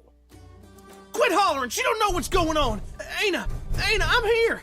Just let me go with her. Oh no, you're not going anywhere. I keep my guards well behaved, and I expect no less from the citizens, Adder. Mindless violence is not the solution to your problems. Thought you knew this already. Adder let his head rest against the bars that covered a small window in the door, making sure to give Eograb his meanest look. Look, I'm sure this is all just some big misunderstanding. I know Burbith. His train of thought is a bit weird at times, sure, but he's not a bad kid. There has to be an explanation for this. He ain't got nothing to... Kid, I can barely understand a word you're saying. You're gonna stay here thinking of what you've done until Burbith wakes up. If he wakes up. Come on, Aina. It's time for you to go home.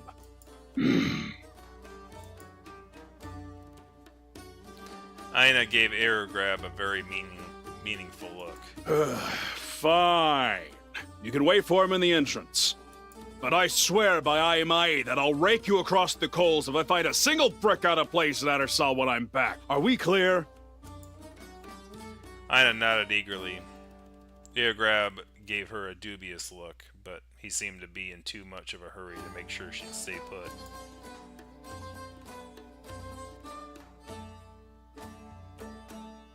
Alright guys, what do we do? Break into Adder's cell, or do we keep the promise to leave him alone?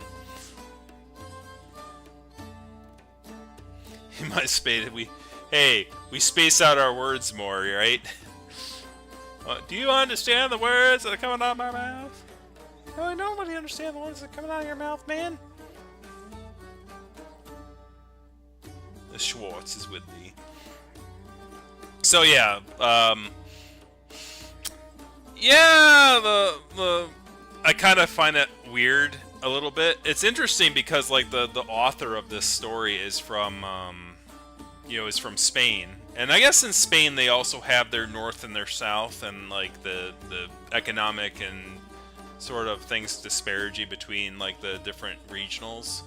Because I recall, like when there was like rumblings about like the very southern part of Spain having like political turmoils. I learned about like the different kind of like social economical situations of Spain, and I think it was regional, like the northern and the southern, like because it's very much sounding sort of US-ish. Like I can kind of understand it too in that sense, like this well-spoken, educated northerner who's like overthinking something and like just not thinking of like the simple thing about being respectful to other people. Like it's very much a trope. Alright, we have one keep promise.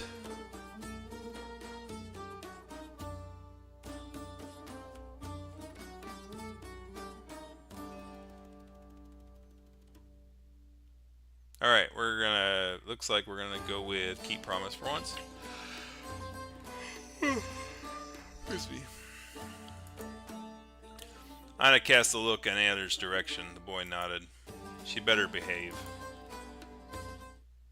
Ina took a seat on a nearby sturdy-looking bench and fixed her gaze upon the tip of her boots.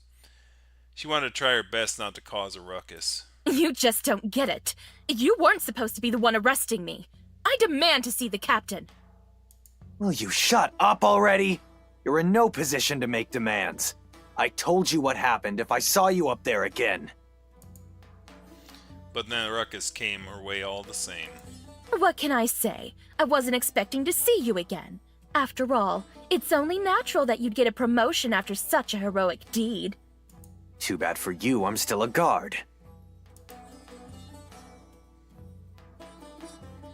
A young gazelle was pushed into the room. She wore a dignified look on her face, and she started defiantly at the guard through the hole in the window of the door. Sir Askadath will hear about this. Yeah, well, tell him about my promotion, Gazelle. The door was locked in her face, almost hitting her on the nose. She stood solemnly under the threshold for a few moments, and then hit her bars with her forehead. Nice going, Sep. In a city with 1 million citizens, spread over leagues of terrain, divided in 10 districts, out of which only 5% were Barhan, the odds of finding the same gazelle that made Adder's sigh was pretty low. And yet there she was, a gazelle with red hair, a gazelle that she had a big... Where are you looking, Snowflake? For being so good at being sneaky, Ina was definitely lacking in the art of subtlety, appreciating others' figures. Hey, you're the one that was with Gyoff back in the alley, aren't you? Where's that jerk? Don't tell me he got caught too. What? I'm sorry. I don't speak beast. I don't speak fawn either. Ina folded her arms over her face, angrily looking away for the lack of a retort that didn't involve using her fists. If Gyoff's theory was correct, that snippety girl was the gazelle for whom Adder sighed, hereby proving Ina's theory that Adder only surrounded himself with imbeciles. Excluding herself, of course. Of course. Sep, as she called herself, tiptoed around Ina in search of a spot to rest her legs. She stopped halfway, suddenly pulling Ina closer to Ina. That's a curious pattern you have there. Where did you get it? Ina wasn't feeling particularly disposed to reply. Say, you wouldn't happen to be friends with... what's his name? Something about a Highfield. Oh, Adder, perhaps? Ina's ears perked up as she looked at her cellmate. The gazelle smirked, suddenly irradiated an aura of holliness. A green-haired albino... No, of course. He told me quite a bit about you. His beloved boss, Iona. So I guess, like, I don't know, like maybe like, and I kind of got confused here for a moment because now they're cellmates. Like I didn't think Aina was put in prison, right, or put in jail, I should say, because they're not convicted yet. But then again, this system probably doesn't work the same way. But basically, like, I didn't know that like Aina was gonna be put in her own cell because it didn't sound like she was being locked up in just, you know, the other one. I guess I was confused. I thought we were in the hallway. Sepp's line of sight led Aina back to her favorite hammer, which she had been lovingly signed back when the Sinar I and O hadn't yet been given different phonograms. And also, it's like, if she's in a cell, why does she have her weapon, right? Another reminder of the passage of time. For no Baran worth their sand would have stooped so low as to become familiar with such a simple alphabet back in their day. No, that doesn't sound right. Aina? Wait, Tasena? The Gale stared wide-eyed, incapable of stopping 1,000 conflicting thoughts from revealing a little spark behind her cynical eyes. An excited young girl emerged from her broken facade. The daughter of the merchant, yes! My brother had a huge crush on you. He begged and begged Mom to bring you home, and she even offered your father a hefty sum to buy you. But that was when she thought you were a golem, of course. Do you remember her? Thar, wife of Igai? Or me? Any of that at all?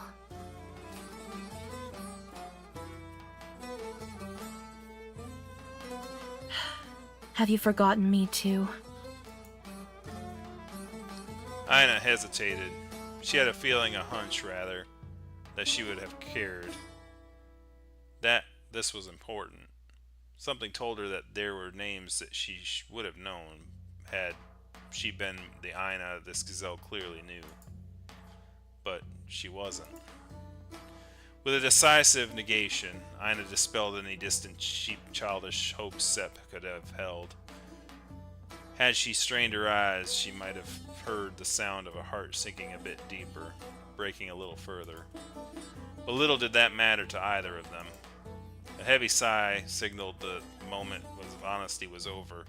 Sepp had let her rest on Sepp let her face rest on one hand as her eyes turned to contemn Aina once more. Fancy that. I was just a child the last time I saw you, but I didn't forget you after all. Either I have a very good memory, or oblivion isn't as eternal as they say, huh? Don't make that face, Pipsqueak. Only an idiot would think that you're a golem for long. You don't need 2 eyes to see that there's a breath of a soul inside you. It was now the gazelle's turn to stare at Aina until she felt uncomfortable. I see anger when I look at you. A selfish anger. Pride that only grows by the day. I see a need to have it all. A need to leave a mark in the people around you. Framed by the vague hope that they won't remember your mistakes anyway. But I can't see you at all. Are you a mirror, perhaps? Or am I looking too much into this like a certain someone I know? Aina didn't understand what this Sepp was laughing about, but she immediately assumed the gazelle was mocking her somehow. So how does oblivion work? How far back can you remember? Can you remember your life at all? Will I forget that you exist again if I don't see you tomorrow? Come on, humor me a little. It's my first time talking directly to a ghost. As far as either could tell, anyway. Aina's lack of response filled the room with a deep, uncomfortable silence, one filled with secrets, regrets, though perhaps not for her. After all, Aina had been spared from any and all guilt she could have felt over a forgotten story. She never even had a choice to remember it to begin with. No, scratch that. I'm getting ahead of myself. Actually, Mom told me that people get cursed for doing something so unforgivable that the gods can't look the other way. But what would a kid like you do? Leave food on the plate? Forget to brush your teeth before bed? Insult her, insult the gods, or insult her butt.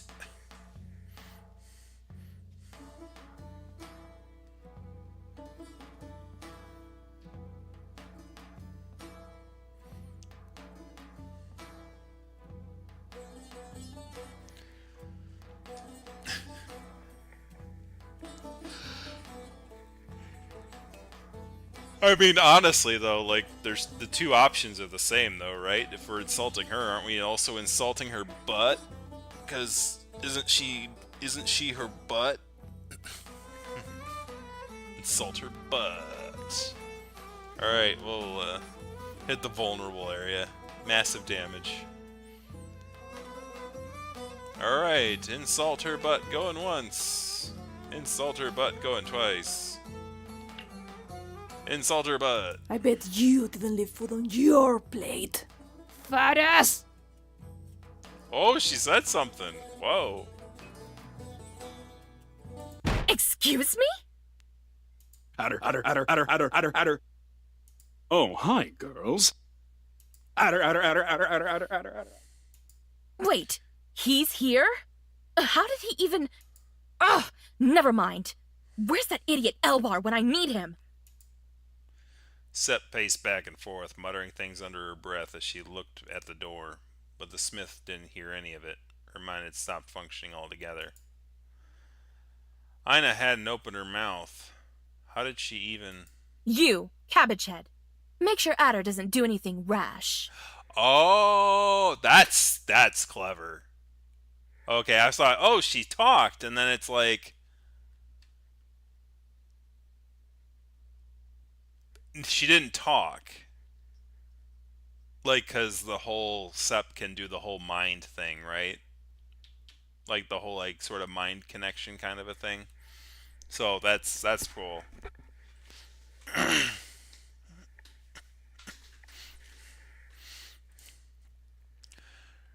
Her imperative voice echoed in Ina's mind, clouding every other thought. She suddenly felt obliged to comply.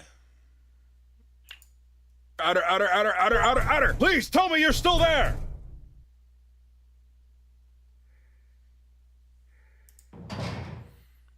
Illigrab nearby slammed Adder's cell door open. He finally stopped saying Adder upon seeing the boy calmly sitting on the bench. Hey there, lad. I have some good news and some bad news. Which do you want to hear first? The bad? The good news is that Burbeth is alive and well. He'll wake up soon. Bad news is, you and I are going to be taking a stroll to the marketplace. How's that bad? Are you familiar with the words, attempted magnacide? Oh, boy. Don't worry, I'll explain on the way. Up we go! He's the son of a frickin' royal person. Means we're gonna get publicly executed, right? Hold up! What do you mean by public execution? Yep. Dang it.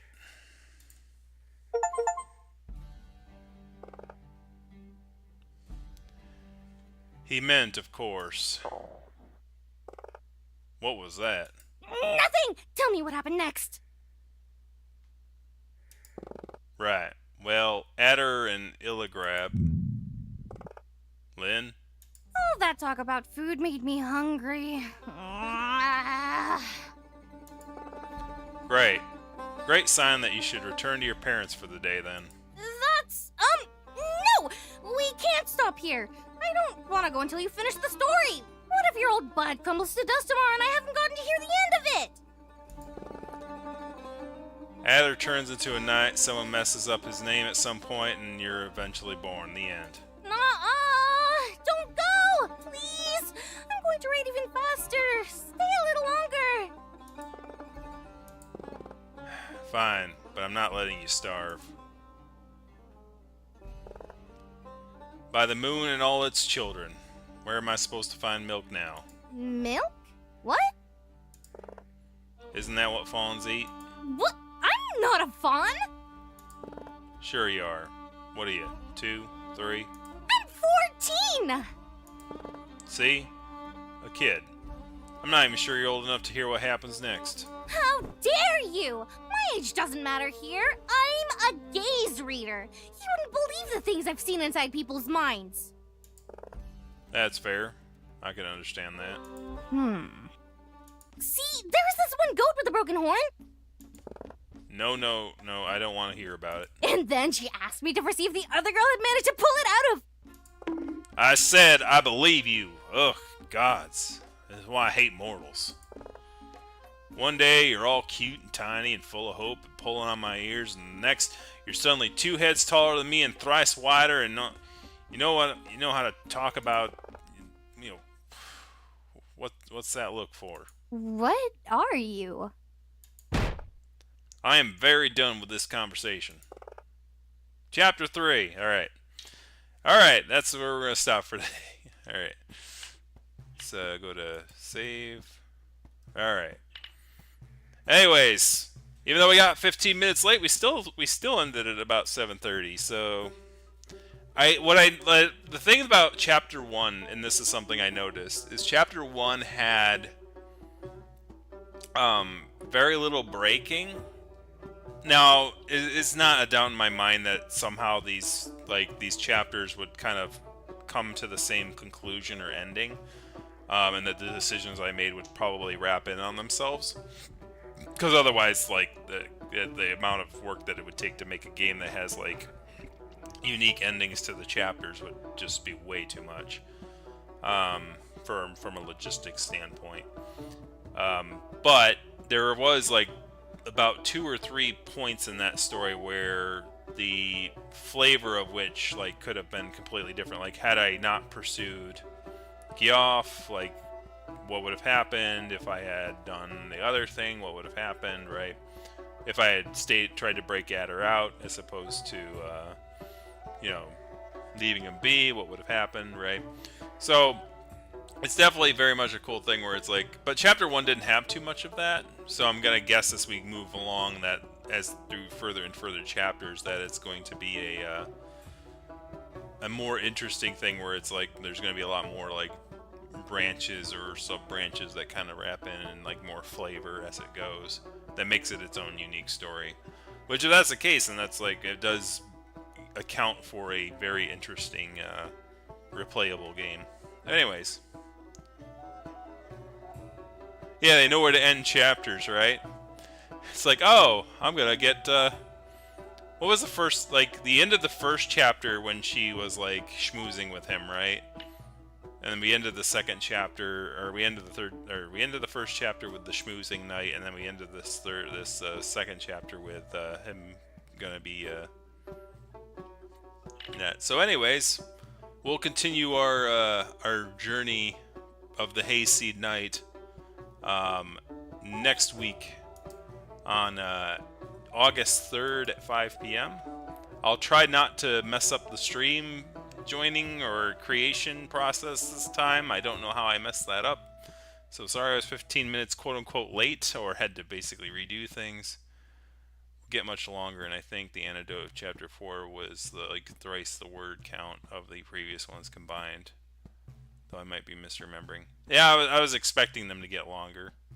I think chapter 2, but the word count thing might not be too bad, especially if there's more branching paths.